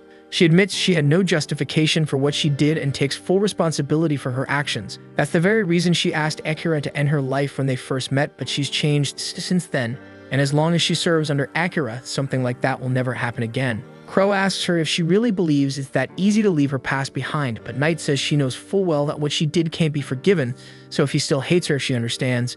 To her surprise though, Crow says he's never held any hatred toward her. A few years back, after he and the hero party failed to defeat the Demon Lord, Crow was holding a memorial at his sister's grave when Knight happened to appear. She immediately recognized him as one of the few survivors from that battle, and when she saw he was grieving, she told him he could kill her if he wanted and she wouldn't resist.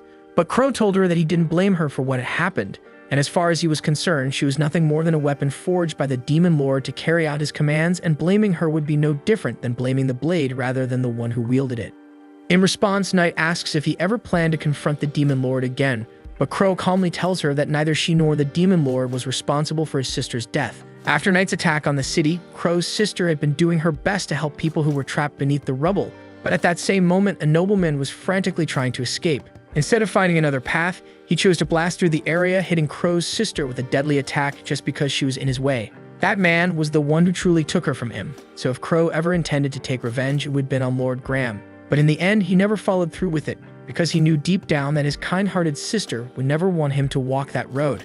At that point, Amelia cuts in and outright calls Crow a coward for backing out. She accuses him of clinging to a fake belief that his sister wouldn't want revenge, just so he wouldn't have to face the truth or deal with his pain. She says she gets it more than anyone, because for a long time she told herself the same thing, that she was doing everything for her sister's sake, but Akira helped her realize how far off base she really was. Her words hit Crow hard, so they stir something deep inside him, and he needs a moment to deal with it. So he quietly asks Amelia and Knight to leave him alone for the rest of the day. At the same time, Akira is out in the city researching the labyrinth, when out of nowhere monsters begin pouring out of it and flooding the streets. Amelia sees the chaos unfolding and rushes in to help, but suddenly, she's intercepted by a boy named Orum. She instantly recognizes him as the same boy who deceived Kilika when they were younger. Orum says he's acting under the Demon Lord's orders to keep Amelia alive, since she has rare magic that might come in handy, so he surrounds her with monsters and swiftly takes her hostage. And by the time Akira arrives on the scene, Orum has already dragged Amelia back into the dungeon. Akira plans to go in and get her, but first he has to clean up the situation outside. He tells Knight to step back, and she quickly takes to the skies, knowing exactly what's coming. Akira then unleashes his shadow magic without holding back, letting it consume every monster in sight. But the massive strain on his body takes its toll, and as soon as the last enemy falls, he collapses from exhaustion.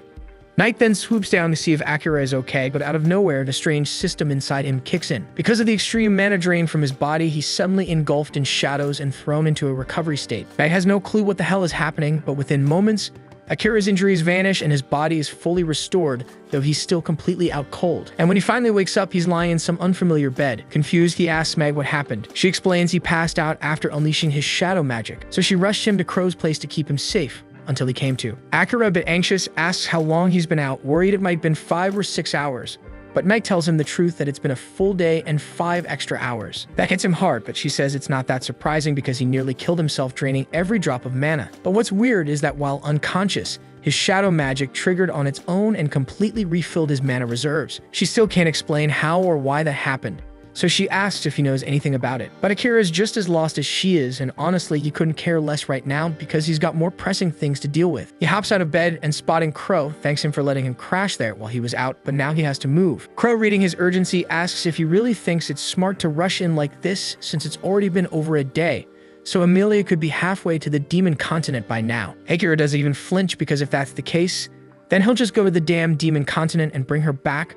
But Crow questions how he plans to take on demons with no weapons. Akira snaps that he'll figure it out somehow, even if he's unarmed, but Crow casually gestures toward a nearby table where all of Akira's gear is fully repaired and neatly laid out, ready for battle, and they've been sitting there the whole time. The fact that Akira didn't notice is enough proof that his head's all over the place, so Crow tells him to take a breath and think clearly before charging in. Realizing the old man's got a point, Akira settles down and checks his weapons. Crow actually reforged his sword into twin short blades better suited for an assassin's style, but it took a ton of materials and effort. So naturally, Crow tells him he expects to get paid back once Akira saves his girl.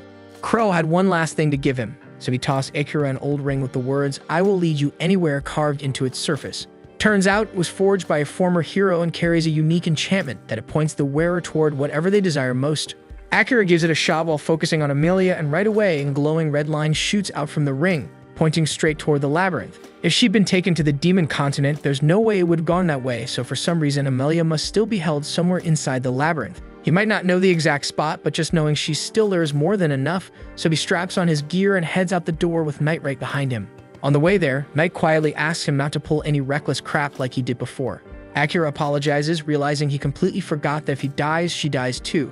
So he should have thought about that before pulling such a dangerous move, and he promises to be more careful moving forward. At the same time, deep inside the labyrinth, Amelia is lying across some broken pillars, and Orum watches her with a satisfied grin since things have gone just the way he wanted. He explains that demons like him can use magic to control monsters, but he's never had the chance to try it on a humanoid before, so he was curious to see how it would affect her. While he couldn't take over her mind, the spell still managed to freeze her body, which made keeping her restrained a lot easier. Using a faint voice, Amelia asks why they're still stuck in the labyrinth. Orum, feeling a bit bored, decides to entertain the question and sits down for a casual chat. He tells her that only second-rate demons have teleportation abilities, and since he's just a third-rate one, he has no choice but to wait until his superior arrives, and only then can they teleport her out of here. Amelia then asks where exactly they plan on taking her, but Orum simply shrugs that he has no clue, and he swears he's not lying. He knows she's trying to dig for answers, but he's not bothered. And even if that assassin friend of hers comes storming in to save her, he's confident Akira doesn't stand a chance against him.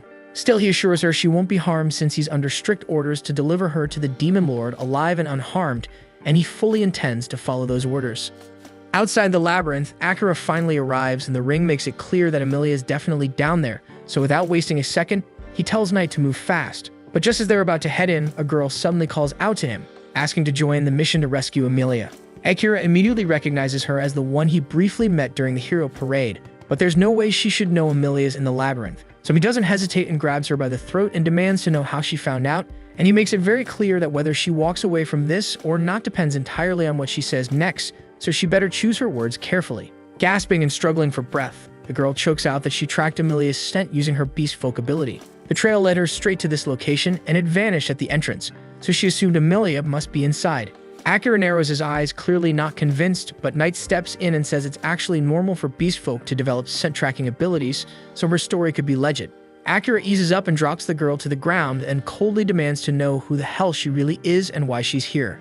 After catching her breath, the girl introduces herself as Laya Lagoon, the first princess of Uruk. She says she received intel that the Demon Lord had set his sights on Princess Amelia, so she came to warn them. But if that's true, Akira asks why the hell she didn't speak up the moment he and Amelia arrived in town. So Laya explains she didn't think anyone would believe her without hard evidence. She wanted to investigate and gather proof first, but before she could do that, the demons made their move. Akira still isn't sure if she's being honest, so he activates his scan skill to check her status. From what he can tell, she's not lying, but something in her stat window catches his eye, a unique skill. He asks what her spirit barrier ability does, and Laya is surprised he knows about that, but Akira shuts her down since he's the one asking questions here. She explains that while most barriers are fixed in place, her spirit barrier can be attached to things that move. Akira immediately asks if that includes people, and Laya confirms it, and that's all he needs to hear because she could actually be a valuable ally for what's coming. Then Laya adds something else.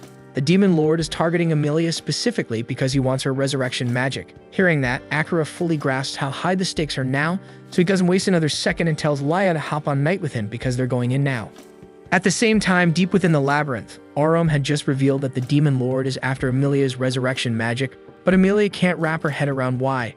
Demons already live for what's basically forever, and they're notoriously hard to kill. So what would they even need resurrection magic for?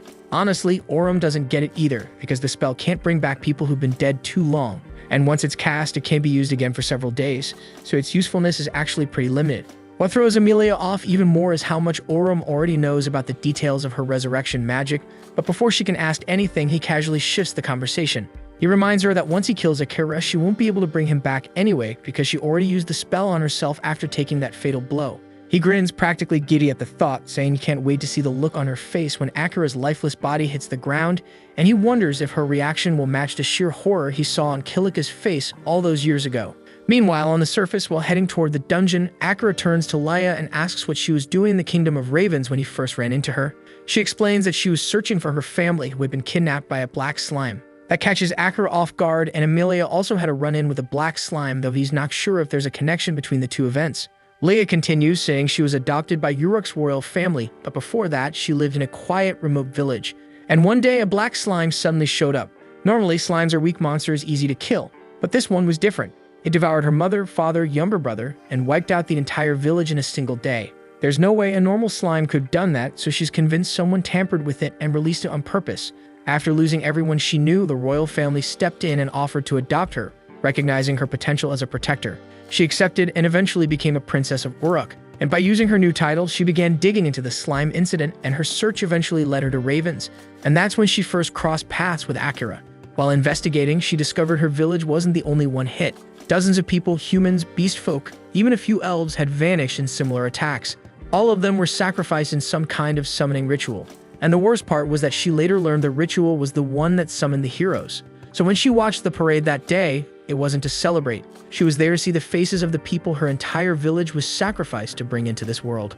Akira asks her if she holds any resentment towards him for what happened, but she says she knows he and the other heroes aren't to blame for what happened. Her hatred is directed at the king and princess for killing the people she loved for their personal gain. And Akira also has a score to settle with them, so he and Leia have something in common. While they are on the topic of the summoning ritual, Akira tells Leia that he doesn't believe that the king actually summoned them to fight against the demon lord, and Knight tells him he's right to not believe it because it's a bold-faced lie. The demon continent hasn't attempted an attack on humanity in the past 100 years, and they have shown no signs of doing so either, so the king's claim of needing to summon heroes to fight back is complete bull. The group eventually arrives inside the labyrinth, and the way things work here is that you must defeat a certain number of monsters on each floor before you will be allowed to progress to the next. Akira says he can use his shadow magic to take care of the monsters quickly, but Knight tells him he can't do that. He's going to have to fight a demon when they find Emilia, so it's a bad idea to risk exhausting himself before they get there. But Akira says they have no other choice since Leia can't fight, and he's the fastest one here. Knight tells him she can fight in his place, and if she goes into battle mode, she should be able to tear through the monsters on each floor in no time. But there's a risk of her losing control to her instincts in that form, so she's worried she might hurt Akira or Leia.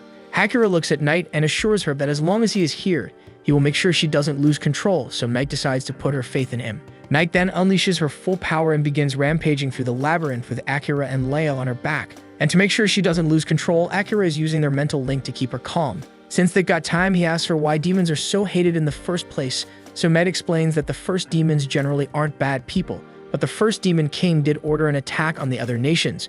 So ever since then, people have held disdain for demons. Some demons are genuinely evil and see other races as nothing but bugs to be crushed, but at the same time, there are demons who wish to live in peace and avoid bloodshed, so she asks Akira to remember that not all demons are evil. After a short time, they reach the floor where Emilia is being kept, and the second they arrive, Leia throws up a barrier around both Akira and Emilia. Orum blinks in surprise because he wasn't expecting Akira to make it this fast, but Akira, dead serious, says he's here to take Emilia back. Orum just laughs and asks how exactly he plans to do that when he's about to die. So without waiting another second, Akira lunges in for a surprise attack, but Orum effortlessly parries the blow and starts forcing him back, slicing at his limbs every so often. It's clear he's just playing with Akira, fully aware that he holds the power advantage, but Akira still has one ace left to play. He triggers his shadow magic and uses the blood pooled on the floor to summon shadow beasts into the fight. Caught off guard, Orum is swarmed by the creatures, and that gives Akira the opening he needs to close the distance and slash up both Orum's arms and legs, leaving him brutally wounded. As a desperate move, Orum summons all the labyrinth monsters under his control and sends them charging at Akira, who's still reeling from the strain of using shadow magic. But just before the monsters reach him, Leia casts a reversed spirit barrier around Akira, bouncing their attacks right back at them and wiping them out. Now, Orum has nothing left and every option is gone, and he's completely at Akira's mercy. And even though Akira knows the logical thing to do is finish him off, he hesitates since Orum looks too much like a human. That moment of doubt ends up costing him because he waits too long, and it gives Orum's superior enough time to arrive, so Akira's heart sinks. He barely survived a fight with a third-rate demon, and now he's standing face-to-face with a second-rate one, and he has no idea how he's going to survive this. Knight then cautions Akira that he must not confront the demon directly under any circumstances. And it's obvious that this guy's on a completely different tire, so Akira needs to play it smart if he wants to make it out alive. The demon notices that Orum is out of commission, so he flings him across the room with a flick of his power, making sure he's out of the way. And without wasting a second, he throws a ribbon around the group and crushes the barrier Leia had put up like it was paper, leaving her stunned that he broke through so effortlessly. She scrambles to get back up and cast another, but Akira stops her, warning her it's way too risky. The demon agrees that backing off is the wise move, claiming he's not after her anyway, and his target is Amelia. A split second later, a ribbon slams into her and sends her crashing into the wall. Akira bolts to her side, but the demon casually tells him not to panic because she's still breathing, just paralyzed from now, so she won't be a problem. Akira shoots him a death glare, and even though he's burning to retaliate for what he did to Amelia, he knows picking a fight now would be suicide. So instead, he starts plotting a way to bail, but Mahiro sees right through him, and since chasing someone through the dungeon sounds like a pain, he seals off every escape route. So now Akira's boxed in, forced to stand his ground. The problem is that he already tapped into his shadow magic once and he's running on fumes. And with how overpowered Mahiro is, there's no way hiding his presence will do any good. Then out of nowhere, the demon asks Akira if his family name is spelled the same as Oda Nobunaga's or if the kanji are different. The question hits Akira like a brick because the only way Mahiro could know something that's specific is if he's Japanese too, and he confirms it. He introduces himself as Abe Mahiro, saying his path here was a bit different from Akira's, but he's also from Japan. He admits it would have been nice to meet under better conditions, but right now his mission is to capture Amelia, and if Akira stands in his damn way, he's going to have to kill him. Mahiro then activates his power and fires off a barrage of energy blasts, and Akira does his best to dodge, but Mahiro's in complete control of them, so one curves midair and slams into his shoulder. Dodging won't save him anymore, so Akira tries to close the gap and go in with his swords, but he's not quick enough to land a hit, and Mahiro fires another wave at him. Evading again would be pointless. So this time, Akira activates a restricted version of his shadow magic, letting the energy disperse across his body instead of tearing through it. Mahiro looks intrigued because he's never seen magic like that before, but what he doesn't realize is that Akira's mana is nearly drained, which means he can't unleash it at full capacity. That's when Ned finally calls out to him, saying she's managed to recover a bit of her strength and is ready to jump in. Mahiro recognizes her immediately and asks if she's actually turning on them now, and she confirms it without hesitation that she has no plans of ever going back to serving the Demon Lord. Then, using her mental link, she tells Akira that he needs to break their contract right now. Akira is completely lost and he doesn't understand what she means, so Ned explains that she's got a way to bring Mahiro down for good, but it will cost her life. And as long as their bond is active, Akira dies too. She begs him to cut the contract so she can give up her life for his, but he shuts that down on the spot. Mahiro notices they're having some kind of silent conversation. He could easily interrupt and go for the kill, but curiosity gets the better of him, so he decides to wait and see what they're plotting. Akira tells Knight that back when it was just him, he thought there was no chance of winning, but now that she's with him, they might actually stand a chance. So there's no way he's letting her throw her life away. Knight warns him again that there's no certainty they can pull this off, and this plan is a gamble, but Akira says he'll take that gamble if it means she gets to live. Knight hates that he's willing to put himself at risk for her, but she respects his call, so she taps into her remaining energy and begins to transform. As a brilliant golden light fades, Akira is stunned to see her take on the exact appearance of Captain Saren. In this form, she can wield all of Saren's abilities, but the clock's ticking, and it won't last long. She tells Akira they need to wrap this up fast, and without wasting a second, she summons Saren's signature spell, a massive hammer of light that materializes in the sky, forcing Mahiro to throw up a defensive shield. The brilliance of the light also empowers Akira's shadow magic, so he coats himself in darkness to boost his offense and rushes in for the strike. That charges in two, hammering Mahiro with relentless attacks. The pressure builds, and Mahiro starts to falter under the non-stop barrage.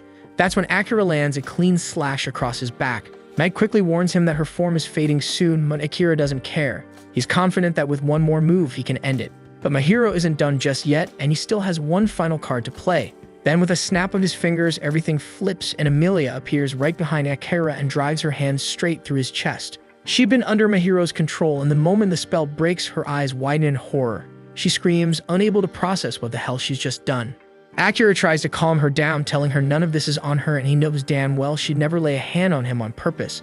But that doesn't change the fact that he's bleeding out fast. He keeps fighting to hang on, repeating that he can't afford to die, not before he sees his goals through. But a second later, the light vanishes from his eyes and his body goes still and cold. Just as his heart is about to give out, the system buried inside him kicks in, detecting the fatal state of his injuries and immediately triggers emergency healing mode. A surge of energy bursts from Akira's body as the system begins patching him up. Mahiro notices and rushes in to finish him off, but the system has already thrown up an unbreakable barrier, so his follow-up strike can't even scratch it. Once the regeneration is complete, Akira starts to rise again, but this time he's not in control. The system has classified Mahiro as a high-level threat, so it switches to combat protocol and launches straight at him. The two collide, and with the system calling the shots, Akira's shadow magic becomes razor-sharp. So when Mahiro counters with a desperate slash, Akira blocks it with a wall of shadows, then whips those same shadows forward to bind Mahiro where he stands. The system issues a final warning: reverse the spell on Amelia and disappear or die right here. But my hero refuses to cave and instead goes after Amelia, planning to force Akira into a corner and make him take the hit from her. The system couldn't care less about Amelia, but Akira does, and just knowing she's in danger jolts him back to consciousness.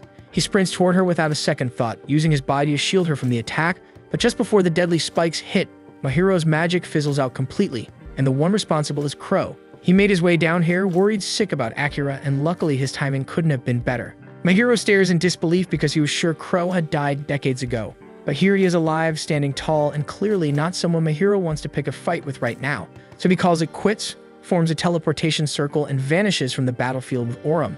Akira breathes a sigh of relief knowing it's finally over and that Amelia is safe. But all that strain finally crashes down on him and he blacks out. And when he finally opens his eyes again, 3 days have passed. Amelia and Knight have been at his side the entire time waiting, and they're beyond relieved to see him awake again. Not long after, once Crow notices Akira is awake, he drops by to check in, and he's brought a few guests who were eager to see him. To Akira's surprise, those guests turn out to be his classmates. They explain they found out Akira was here because Jills has known Crow for a long time, and when they came to upgrade their gear, he told them about Akira's whereabouts. Akira lights up, genuinely happy to see they'd all managed to break free from the king's curse and escape the castle. They explain that it was Jills who undid every last curse, and for that, they couldn't be more grateful. Speaking of Jills, Akira asks if he's really allowed to be here, considering he might get in trouble for ditching his post. But Jills shrugs it off, saying there's nothing to worry about since he got kicked out of the Knights already. The king decided the order was getting in his way, so he disbanded them altogether, and honestly, that's exactly the kind of move Akira expected from him. Isahina steps up and tells Akira he's been waiting for this reunion, then asks if he'd be willing to join forces with them. But Knight immediately cuts in, saying she's the only partner Akira needs. Isahina snaps back, telling her to stay out of it, as Akira can speak for himself. Akira raises a hand and asks everyone to take it down a notch, and before he gives them an answer, he wants to hear what they plan to do next. Tsukasa explains that they've been thinking about going after the Demon Lord soon, but Knight scoffs at that, flat out saying they're nowhere near strong enough to pull that off. Yuki doesn't take the insult lightly and demands to know why Knight's been riding them so hard. Akira actually agrees with Knight's assessment, and they're still too weak for something that reckless, but her attitude isn't helping right now, so he politely asks her to step outside for a minute while he finishes the conversation.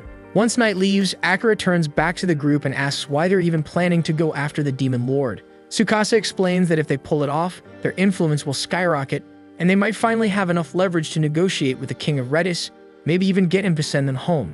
After all, if he summoned them, there must be a way to reverse it. On paper, it sounds like a plan, but Akira is not buying it. For one, what gave them the impression that they could reason with a man who mind-controlled a bunch of kids and murdered Saren just to chase his own selfish goals?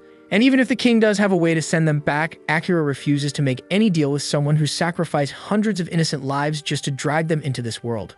At that point, the others ask Akira what his own plan is, since he must want to return to his world too. Akira explains that the demon Mahiro can create teleportation circles, so there's a chance he knows something that could help them get back. Akira intends to break into the Demon Lord's castle one day and force him to talk, but before any of that, he has to settle the score and avenge Saren's death. After that, he'll do whatever it takes to make it home, but hearing those words hits Amelia hard. She wants him to succeed more than anything, but she also doesn't want to be left behind. The emotions hit all at once and she quietly leaves the room to clear her head, and Akira follows after her. He finds her standing at the cliff's edge overlooking the water. Amelia admits she's always known they have to part ways someday, but that doesn't make it any easier to face. There's something she needs to confess, and Akira immediately tries to tell her she doesn't need to apologize for what happened in the dungeon, as it wasn't her fault because Mahiro had taken control of her. But that's not what she means. Hurting Akira tore her apart, but for just a split second, a twisted part of her felt relief because if Akira really died by her hands, he would never forget her. The idea that he'd go back to his world and eventually erase her from his memory scared her more than anything. She knows it's a horrible thought, and Akira doesn't really know how to respond to it. But what he does know is how he feels about her. He tells her that in his world, when two people vow to spend their lives together, they wear rings on their 4 fingers. He doesn't have a ring, but instead he gives Amelia his sword and uses it to carve a ring around his own finger. Then he looks into her eyes and tells her he loves her, and if she's willing, he wants to be her partner for life. Amelia's heart practically bursts with joy, and she tells him she loves him too. And with tears in her eyes, she makes the same cut around her own finger to match his, sealing their vow to stay together. Akira gently takes her hand and asks if there's anything she wants from him. So Amelia holds on to him and says all she wants is for him to promise that he won't die, he won't forget, and he'll never leave her behind, and Akira swears he'll do everything he can to keep those promises. And as the sun breaks over the horizon, the two share a kiss that marks the start of something beautiful. Back at Crow's place, Tomoya fills everyone in about a festival happening in a nearby town and mentions that it features an annual beauty pageant, but there's a dark twist. Each year, the winners mysteriously vanish after the event, and because of that, whispers of a trafficking ring have been spreading. The group figures the rumor might be true, and they figure that if they catch whoever's behind it, they'll prove themselves worthy in Akira's eyes. So the next day, they all set off for the city of Mali. And since Amelia was itching to enjoy the food and festival fun, Akira decided to tag along with the rest of the crew. Once they arrive, Amelia lights up with excitement at the idea of joining the contest. Thinking there might be food as a prize and knowing how hyped she is, Akira quietly keeps walking so he doesn't ruin her mood. On the way to sign-ups, they stumble into a scene where a girl is shouting at the receptionist, accusing them of being racist. Curious, Akira asks what's going on, and the girl explains that demons are banned from competing. He's caught off guard when she casually reveals she's a demon herself, but she doesn't seem the least bit bothered by it. Knight instantly recognizes her, and the girl casually introduces herself as Laddie. After hearing she's a demon, Akira tries checking her stats, but nothing shows up. Out of nowhere, Laddie grabs his arm and begs him to help her get into the contest, leaving him stunned. Amelia, not thrilled with another girl clinging to her guy, jumps in and pulls them apart. She flashes her medallion to register herself, and the moment the receptionist spots it, she immediately realizes Amelia's an elven princess. Amelia is clearly pleased to be getting the respect she thinks she deserves, but then she turns and glares at Akira for letting another girl get handsy. So he tries to explain that Laddie just clung to him out of nowhere. And after igniting jealousy in Amelia, Laddie keeps arguing her case with the receptionist, pointing out how every other race is allowed, just not demons. Seeing how determined she is, Amelia admits Laddie doesn't seem like a bad person. So Akira steps up and says he'll take responsibility for her, and with Amelia's approval, the receptionist agrees to let Laddie enter under her name. Laddie thanks him, then suddenly recognizes Knight, so Meg mentions that he's now under contract with Akira. When Akira asks how they know each other, Knight says he'll explain later because there are still a few minutes left before the contest starts. Laddie then invites both Akira and Amelia to check out the rest of the festival with her, and they agree to tag along. Not long after, Laddie is already out in front of the crowd, hyping herself up and handing out autographs like a pro. Knight watches with a smirk and tells Akira that Laddie is just on a different wavelength altogether, while Amelia comments that for a demon, she actually seems pretty decent. Not far off, a few girls suddenly spot Akira and start whispering excitedly, calling him the Silent Assassin. He's completely lost on where that title came from, but Crow fills him in that it's the name people gave him after he used his shadow skills to fend off the monster horde and save the city. As a reward for that, Crow presents Akira with a yellow adventurer medal, saying the guild officially bumped up his rank. Akira doesn't really care about that stuff, but Amelia chimes in saying she's at silver rank and his sister Kilika's already gold. The other students around him also mention their yellow rank now, letting Akira know they've got his back if he ever needs backup. Right then, Laddie calls out to Amelia and waves her over to try some snacks, so she eagerly heads off. Akira quietly tells Mike to tail her, just in case someone shady tries anything. He then wonders how Amelia got so chummy with Laddie so fast, so Crow points out that the trip to Mali took 2 full days, and they probably bonded somewhere along the way. Akira then asks what brought Crow to the festival in the first place, so Crow gets serious and brings up his late sister. He explains that all this time he never tried going after Graham for revenge, not because he didn't want to, but because he knows he's not strong enough anymore and his fighting ability has slowly faded over the years. Akira finds it hard to believe because Crow still looks like a beast, but Crow explains that beastmen can grow older without showing much on the outside. Graham, on the other hand, always surrounds himself with elite bodyguards, and Crow's honest enough to admit he wouldn't stand a chance against them now.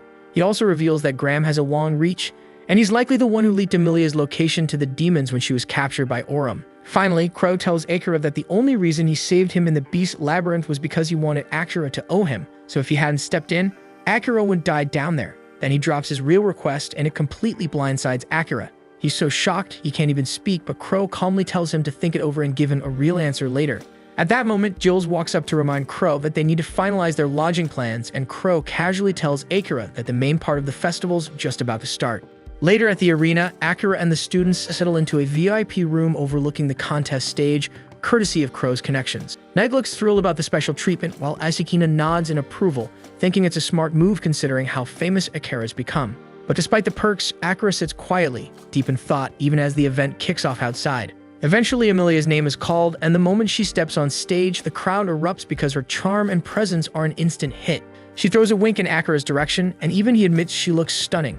With everyone convinced Amelia has the contest locked in, a sudden twist hits the stage. Laddie appears in a mysterious dark cloak.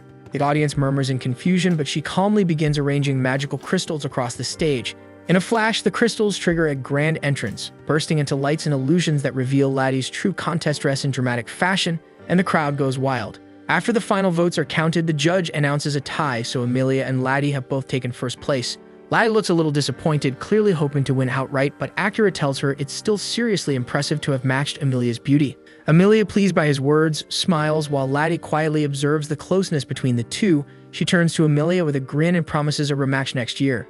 Knight, however, steps in and warns Laddie she might be pushing her luck with how much attention she's attracting. Laddie shrugs it off, saying she doesn't care because she ran away because she's still angry at her father. That catches Akira's attention, so he gets curious and asks Knight who her father is. Knight sighs and finally spills the truth that Laddie is the Demon Lord's daughter, and the room goes dead silent. Meanwhile, watching from a distant location, Graham keeps his eye on the group through his surveillance feed. One of his guards asks if they should intervene, but Graham declines and says that there's no need for them to step in directly. Instead, he orders his smaller forces to move in, boasting that unlike the demons, he'll capture Amelia his own way.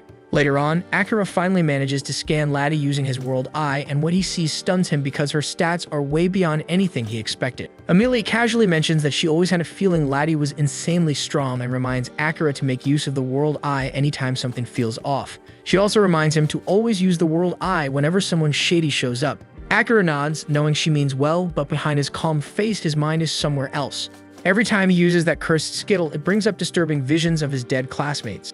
Right then, Jules and Crow show up to let everyone know they found an inn. Jules pauses and asks if he should book a separate room for Laddie, but she shakes her head and says she'll sleep outside. She explains that it's better that way because her demonic aura might end up scaring the other guests. Amelia nods and tells her to meet up tomorrow so they can collect their beauty contest prizes together. At night, Akira wonders aloud why they have to wait until tomorrow to claim the rewards, so Tsukasa chimes in saying the contest organizers weren't fully prepared to hand them out yet. And when Akira asks how he knows, Tsukasa reveals that he actually entered the men's division and won it with barely any effort. While he was up there, he noticed the staff scrambling, clearly unprepared for the awards ceremony. Thinking about the reward, Amelia immediately assumes it's going to be some kind of delicious meal. After that, the boys head off to take a bath before bed. As they leave, Amelia turns to Akira and asks if he wants to bathe with her, but he reminds her that he's not allowed in the women's section. Right then, Crow stops Akira to remind him not to forget their earlier conversation, and Akira gives him a small nod but doesn't say anything. Seeing the hesitant look on his face, Amelia gets serious. Without warning, she drags Akira into their room, pushes him down onto the bed, and insists he needs proper rest because he's been pushing himself non-stop lately. Akira tries to brush it off, saying he can go a few days without sleep, but Amelia isn't having it. She puts him to sleep with a forced sleep spell, whether he likes it or not. Once she steps outside, Crow is already waiting and he can't help teasing her for being so aggressive. Amelia shoots him a glare and demands to know what kind of twisted ideas he planted in Akira's head. Crow calmly says all they did was talk business, but Amelia isn't convinced and warns him not to pressure Akira into doing things he doesn't want to do. Crow replies with a smirk, reminding her of what happened in the labyrinth, how Akira failed to kill Orum. He asks whether Akira hesitated because of his own values or because someone else stopped him. Amelia refuses to answer and just tells Crow that Akira has the right to live however he wants and no one, not even Crow, has the right to change that. But Crow calmly assures her that he never intended to force anything and the decision is Akira's alone. Still, he adds, when the moment comes, Akira might end up abandoning those ideals and killing if it means protecting her. Amelia freezes because the idea that Akira might kill someone for her sake shakes her deeply. The following day, everyone sets out for the awards ceremony. Laddie wonders aloud where Akira is, and Amelia casually replies that he's passed out cold back at the hotel, so there's no need for him to tag along since it's just a formality. Meanwhile, Tsukasa quietly tells Asahina they should stay sharp because it's highly likely the traffickers will strike during the event. And with Akira out of the picture, they actually feel a bit relieved, thinking this might be their shot to finally step up and prove their own worth. After a short walk, they arrive and find themselves puzzled as to why an awards ceremony is inside such an old, creepy-looking building. As the group waits inside for the tournament's staff to appear, a squad of masked men suddenly storms in. When the intruders ask for Amelia by name, she narrows her eyes, suspicious, so they announce they're here on Graham's orders to bring her in. But Amelia scoffs at the idea, snapping that she never stooped so low as to join a pathetic coward like him. Even though she clearly wants no part of it, the masked group doesn't back off, and they prepare a fight. Without a second thought, Amelia conjures crushing spheres of dense gravity that slam into them, pinning them to the ground. She then grabs their leader and demands answers, but he stays silent at first. But after a bit more magical persuasion, he spills that Graham had been snatching up former tournament champions, gutting them for their organs, and selling them off like merchandise. And even though whispers of this horror spread, the filthy noble always managed to bury the truth with bribes and hush money. Hearing that Graham planned to sell her like livestock makes Amelia boil with rage. Fuming, she tightens her grip on the magic spheres, ready to crush the entire squad to paste. But just as she's about to finish them off, Laddie rushes in and yells for her to stop. She tells Amelia that even scumbags like these probably have their reasons, their own twisted stories that led them here. In Laddie's eyes, being strong or weak doesn't define someone's worth, and every fighter deserves a fair shot. So she declares with conviction that she won't let anyone die right in front of her. Unbeknownst to them, Akira is silently witnessing everything through telepathic vision, since Amelia's sleep spell accidentally linked their minds. Then Laddie tells Amelia she can do whatever she wants when she's not around, but while she's here, she'll protect everyone, no matter who they are. From afar, Akira quietly agrees because he never wanted to see Amelia kill someone with his own eyes. Deep down, he's grateful that Laddie stopped her, but at the same time, he wonders if the roles were reversed, if one day he was the one forced to kill. How would Amelia look at him then? Later, Akira has a quiet conversation with Jules and asks how he knows Crow. So Jules explains that his mother used to be one of Crow's students, but she couldn't take the brutal training and eventually lost her mind. And with his father already gone, Crow had no choice but to step in and raise him. Jules calls him more than just a mentor, and he practically sees Crow as his foster father and says he owes him his entire life. He doesn't blame Crow for what happened to his mom either, and Akira thinks that's the right way to look at it. He comments that Crow comes off as a decent guy, and Jules agrees, saying he's helped a ton of people, including Akira himself. He adds that if Akira really wants to return the favor, he better move fast because the gloomy bastard doesn't have much time left. Right then, Knight disguised as a bird flies through the window and announces he's got big news. He tells Akira that Graham's sleazy goons have hidden surveillance magic all over the city, and they're tracking the beauty pageant winners like prey. Since Amelia took the crown this time, she's now under constant watch. That news hits Akira hard, making it clear he needs to stop dragging his feet and make a decision about Crow's request sooner than he wanted to. Akira then asks Jules about the magical devices that can record video and wants to know what they're called here. Jules casually says they're known as cameras, which stuns Akira for a moment. Knight chimes in and says the idea actually came from a past summoned hero, and the locals just figured out how to replicate the concept using magic. Jules adds that a lot of inventions were passed down by former heroes, but the biggest example is the country of Yamato because its food, buildings, and culture are almost in mirror of one hero's homeland. Right then, Amelia and the others return from their short trip. Akira wastes no time and calls the key members into the back room for a private talk. Asahina lights up, thinking this means Akira has finally decided to join their team. But instead of giving an answer, Akira turns to him and Tsukasa asking if they brought him to this city knowing the winners of the pageant were being abducted. A stunned Tsukasa asks how he figured that out, and Akira calmly says he had his cat dig up the truth. Asahina and Tsukasa both lower their heads and admit they kept it from him. They explain they just wanted to prove themselves to him, even though they clearly failed to make any real progress. Akira informs them that he appreciates their intentions, and he's honestly glad to see they came completely ready to fight. Asahina then asks if that means Akira is finally joining their group, and Akira nods, saying their goals line up, so he'll back them up. Still, he makes it clear his priorities don't match the rest of the class because his top concern is making damn sure Graham never lays a finger on Amelia again.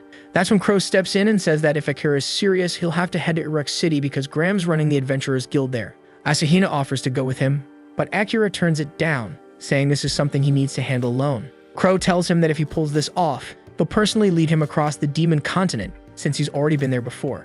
Jules then decides that while Akira is dealing with Graham, he and the rest of the hero party will move ahead and wait near the Demon Continent's border for further instructions.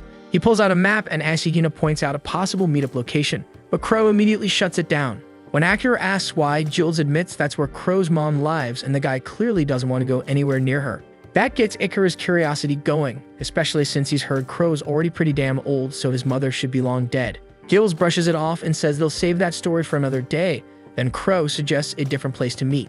Once everything's settled, the group starts getting ready for their separate missions. While Akira is browsing for something to read on the 5-day trip to the capital, Amelia pulls Crow aside and tells him to stop putting pressure on her man. Crow shrugs it off, saying all he did was talk business, and if Akira got stressed, that's on him for being a softie. Amelia ignores the jab and suddenly asks him to take her in as a student. He reminds her he already said no, but she doesn't back down. She tells him she's got people out for her blood, and she refuses to let Akira sacrifice his values just to keep her safe. Crow actually finds himself a little impressed by that, seeing she's serious about pulling her weight instead of slowing Akira down. And just like that, he agrees to take her under his wing. Not long after, Akira is all set to go, and Jules hands him a bag he forgot to grab from Saren's room back when he fled the kingdom. Asahina tells Akira they'll keep training and getting stronger while they wait for him, and the two exchange a final promise: don't die. With that, Akira heads off on his next journey, taking Amelia and Crow along for the ride. Crow begins training Amelia right inside the carriage, and she's so drained from the brutal pace that she dozes off the moment the lesson ends. Akira watches her pass out and asks Crow if he isn't pushing her a bit too hard, but Crow just shrugs and says that Amelia might be the most gifted student he's ever had. He admits he actually admires her a lot because he's heard the stories about her inventing resurrection magic and saving her homeland, and it left a big impact on him. He even tells Akira that he was so moved by her legend, he once named a neighbor's newborn using part of her name.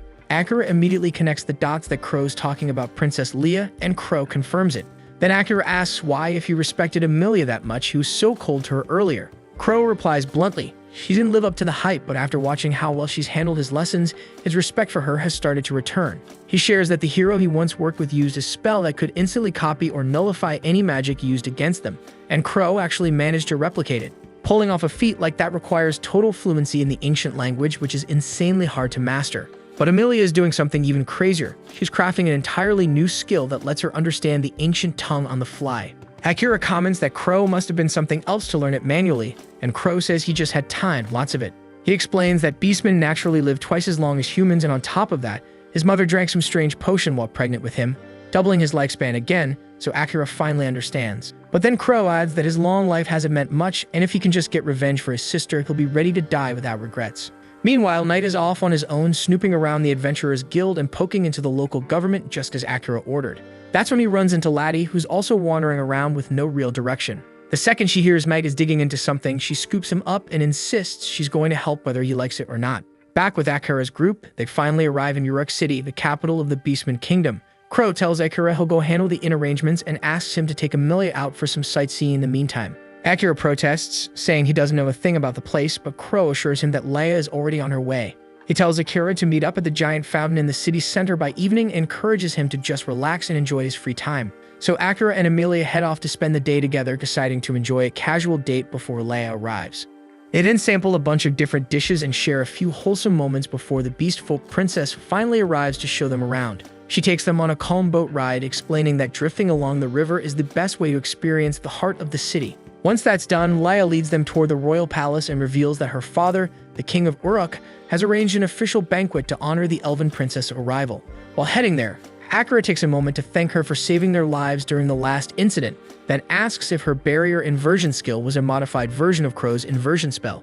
Hearing that catches Leia off guard, and she quickly clarifies that her technique is just a twist on regular barrier magic, so it can still be broken if get hard enough. Crow's inversion, though, is on a whole other level. His version activates instantly and can't be overwhelmed by any kind of magic or attack. She admits she did try to model her version after Crow's spell. That's when Akira mentions that Amelia is now training under Crow, and he figured Leia might have some tips to share. The moment she hears that Crow is actually teaching his inversion spell to Amelia, Leia totally loses it, then turns to Akira and blurts out that he's just as impressive as Crow. She even gushes about how badass he looked when he used his shadow magic to take down the demon, but Akira doesn't have the heart to tell her that he wasn't exactly in control back then. Before long, they reach the palace throne room where the Beastfolk King personally welcomes Amelia and Akira. After exchanging some formal greetings with Amelia, the king thanks her for rescuing his adopted daughter in the dungeon. Amelia humbly says that it was really Crow and Akira who did the saving, and the king nods, saying he'll thank Crow in person later. Then he turns to Akira and tells him there's a mission that only someone with his unique skill set can handle, but Akira calmly replies that he'll consider it after hearing the full story. The royal guards tense up in his casual tone, but the king isn't offended at all. He straight up tells Akira that he needs someone eliminated, and in return, he'll guarantee Akira total protection throughout the country. Akira flat out refuses, and that throws the king into a bit of a panic. Desperate, he ups the reward and begs him to deal with Graham, one way or another. Now it's Akira who's caught off guard, wondering why everyone seems hellbent on killing Graham. The king explains that while Graham was removed from his position as minister, he's still abusing his authority as the head of the Adventurers Guild. He's turning his mercenaries loose and stirring up chaos, which is wrecking the kingdom's image. But Akira just looks at the king and tells him point blank that it sounds like his damn problem, not his. The king again promises Akira full protection within the kingdom, but Akira bluntly replies that he doesn't need protection from someone weaker than him, and he's strong enough to take care of himself. That ticks off the Royal Knight Commander, who snaps back, accusing Akira of not being as powerful as the rumors claim. Amelia instantly takes offense and gets ready to fight the commander herself, but Akira stops her, saying that proving his skills will shut everyone up faster. The centaur actually likes the sound of that and asks the king to authorize a duel between them. And despite Leia's protests, the king agrees, and the two men head for the arena to settle it. As soon as they arrive, Akira tosses his twin blades over to Amelia, which the centaur sees as a massive insult, thinking Akira is mocking him. The second the duel starts, the centaur charges in from the side and hurls chunks of rock to force Akira back. But Akira dodges effortlessly, sidesteps the centaur's rapid assault, and manages to hook a rope around one of his hind legs. That alone doesn't stop the commander, and he yanks Akira in close instead. Akira ducks under the heavy axe swing and uses the nearby structure to leap straight at the centaur, ending the fight in an instant. He shreds the commander's weapon and presses a blade to his throat, winning the duel clean. The king is thoroughly impressed, and Amelia tells him not to ever order Akira around again. The king accepts that, then suddenly turns on Amelia, mocking her for loving a human who won't live nearly as long as she will. His words hit deep, and she stays quiet and downcast as she and Akira leave the palace. He notices her mood and gently asks if she's okay, and Amelia quietly says that being with him makes her happy and that he's amazing. He thanks her for choosing him over staying with her people, and she gets teary-eyed hearing that. She throws her arms around him and says that if he dies, she'll die with him. Later, Akira arrives at the fancy hotel Crow booked free of charge thanks to a huge debt the owner owes him. Amelia suggests they mess around in bed before dinner, but Akira turns her down, saying he'd rather spend time reading. Crow chuckles, saying Akira reminds him of someone else who was obsessed with knowledge, and that guy eventually became known as the Sage. Curious, Akira asks who he's talking about. When Crow says it was Saren, Akira is shocked. He admits he owes Saren more than he can say and swears he'll avenge him someday. That's when Crow tells him he can speed that up by taking on his request. Curious, Akira presses him, and Crow drops the bomb that Saren's killers were hired by the king, but the hit was arranged by Graham. Hearing that shakes Akira to his core, and for the first time, the thought of killing Graham himself starts to feel very real. Crow then informs Akira that he already asked him to take out Graham earlier, and now, more than ever, he's got plenty of solid reasons to follow through. That instantly ticks off Amelia, and she demands Crow withdraw the request, saying it's an insult to Akira. But Crow just shrugs and says it's Akira's call now, so he can decline if he wants. Still, he makes it clear he's only going to guide Akira through the demon continent if the job gets done. Then he sweetens the deal even more, promising Akira free repairs on his gear with no labor or material costs. As a bonus, he'll even let him keep the locator ring that points toward whatever item he desires most. And to top it off, Akira doesn't even have to repay him for saving them back in the dungeon. Amelia snaps at him to cut it out, but Akira signals her to stay quiet, telling her not to act like his damn attorney. He reminds her that this is his decision, and she doesn't need to stress over it. Amelia opens her mouth to preach about how killing is wrong, but before she can start, Akira tells her flatly that if Graham really is the reason Saren's dead, then he deserves punishment. And since Graham's now targeting Amelia too, wiping him out might actually be the smart move. Right after that, Crow insists he wasn't bluffing when he said the king had sent hitmen after Graham. Amelia argues that it doesn't matter, but Akira tells her once again to stay out of it. Crow keeps going with his report, explaining that Graham's surrounded by a crew of the strongest bodyguards on the entire continent, all juiced up on magic enhancers. These drugs turn average soldiers into demon-level monsters but strip away their free will. Crow warns that Graham could build an entire army of brainwashed beasts ready to fight demons head-on, and that's what makes him such a major threat. Akira figures that must have been how those assassins managed to take down Saren, and Crow agrees, saying not even someone like Saren could have handled a squad on those super serums. He urges them to deal with Graham fast because the longer they wait, the worse he'll get. Graham's been smuggling slaves and shady goods to demons in exchange for rare materials only found on the demon continent. He uses those to make even more enhancers and grow his army even larger. That's when it finally hits Akira just how serious this whole thing is, and he walks out to think it over. Amelia quietly follows behind, clearly worried, while Crow sits back, already sensing that no matter what Akira ends up choosing, it's gonna hurt him, and the people closest to him either way. The following day, when Akira shows up to meet Crow, he looks visibly tense, like his mind's still caught up in heavy thoughts. That's when Leah arrives, and without wasting a second, she apologizes to Akira for what went down in the royal court yesterday. He assures her it wasn't her fault, even though he admits he was a bit irritated with the king. But Leah explains that she's really apologizing because she failed to stop her father from trying to rope Akira into his shady business. Crow perks up at that and asks if the king seriously asked Akira to take out Graham, to which Akira nods, adding that he already turned the job down. Crow scoffs, saying that if Graham's crimes were exposed to the public, it would stain the king's image. And if the king tried to deal with it officially but failed, Graham's influence would only grow stronger. So instead, he tried to use someone expendable like Akira to quietly eliminate Graham. Leah lowers her head again and apologizes to both of them, saying her father even disrespected Amelia. That's the first thing that actually makes Akira react, but Amelia brushes it off, saying it was so minor she barely even remembers it. Leah then asks for a proper chance to make up for it by offering to show them around the city, and with a little push from Crow, they agree. Happy with their response, Leah also invites Crow to come along for the ride. As she leads Akira and Amelia through the lesser-known corners of the city, Leah quietly thanks Crow for having her back earlier. At one point, Amelia picks up on something and suggests that Leah and Crow split off from them, saying she wants a bit of alone time with Akira. Crow catches the hint and agrees without fuss, promising to catch up with them later. Once they're gone, Akira turns to Amelia and asks why she sent them off like that. She tells him straight that it's obvious Leah has a thing for Crow, so she figured she'd give her a little help. Akira is stunned, mainly because of the age difference, but Amelia shrugs, saying that for Beastman, age really doesn't matter. Besides, she actually wanted a serious talk with him. She leads him to a quiet bridge and pleads with him to turn down Crow's offer. According to her, they can still make it to the demon continent without his help. She even brings up something Laddie once told her, that even so-called villains have their own reasons, and they don't all deserve to be killed for their past. Meanwhile, Laddie is still tagging along with Knight during his scouting mission. He can't believe she hasn't bailed yet, but she casually replies that she'll do whatever it takes to stay away from her father. Knight admits he knew they didn't get along, but he had no idea things were that rough. Laddie vents, saying that just because her dad's the demon lord doesn't mean he gets to rewrite the rules of the world. Knight's about to press her for more details, but Laddie suddenly spots an in-up ahead and instantly forgets what they were talking about. Curious, she heads straight for it, ignoring Knight's call for her to wait. Once inside the inn, Laddie casually orders some dry bread to munch on while striking up a chat with the receptionist. He asks if she's an adventurer looking to make some quick coin, and she nods, saying she's planning to try her luck in the capital. The receptionist warns her to stay alert because jobs that pay well in this city come with serious risks, and word is, even demons are mixed up in it, but Laddie shrugs it off like it's no big deal. The receptionist then suggests she stick to delivery runs to the human kingdom, and the pay might not be great, but they're way safer. Curious, Laddie asks for more details, and the guy explains that the guild master's been using adventurers for the deliveries instead of the usual transport companies, which probably means there's something fishy behind it. After leaving the inn, Laddie turns to Knight with a proud grin, asking what he thinks of her intel-gathering skills. Knight's impressed, thinking she planned the whole thing out, and says they actually got some solid leads on Guildmaster Graham, but he adds that she would have nailed it completely if she hadn't left her autograph on the inn wall before walking out.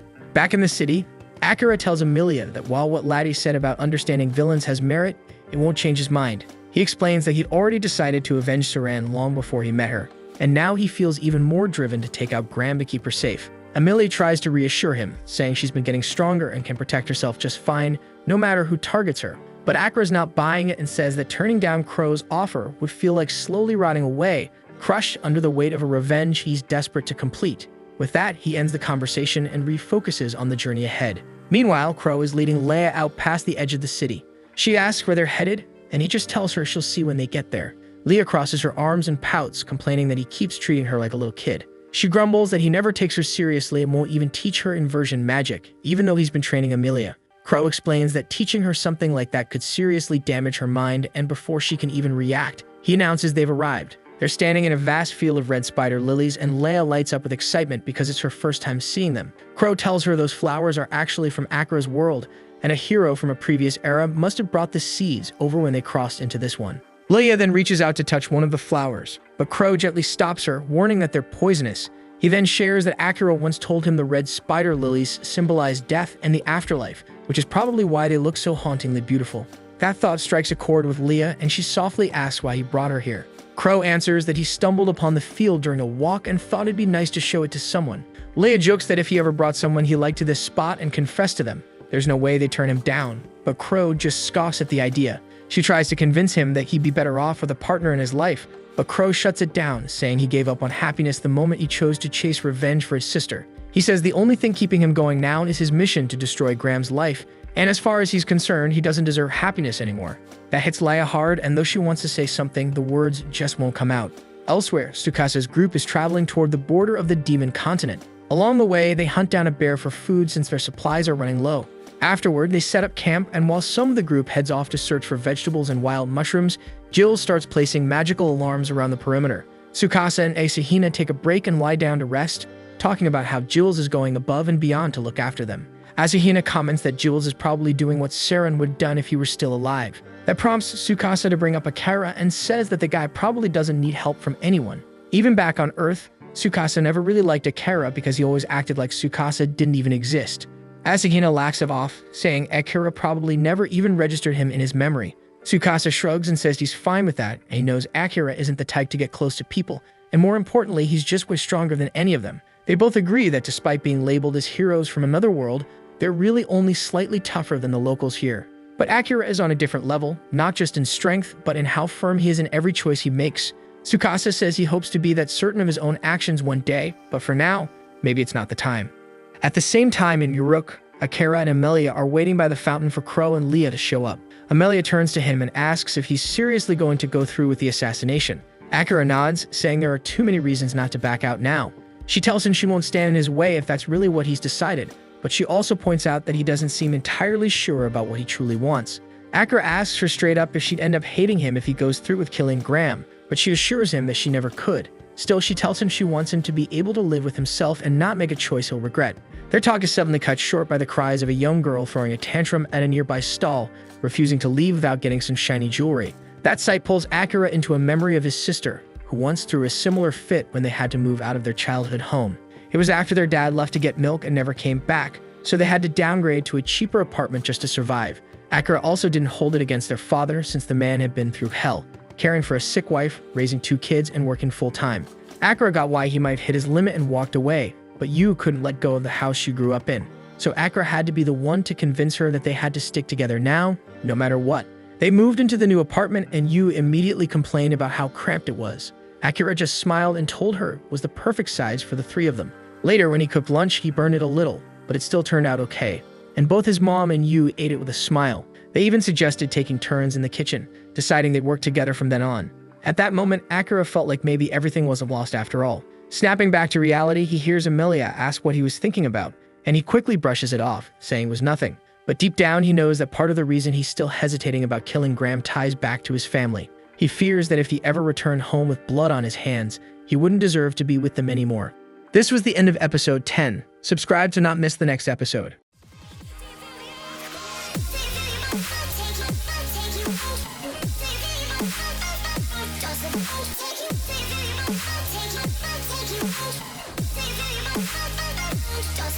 Take you.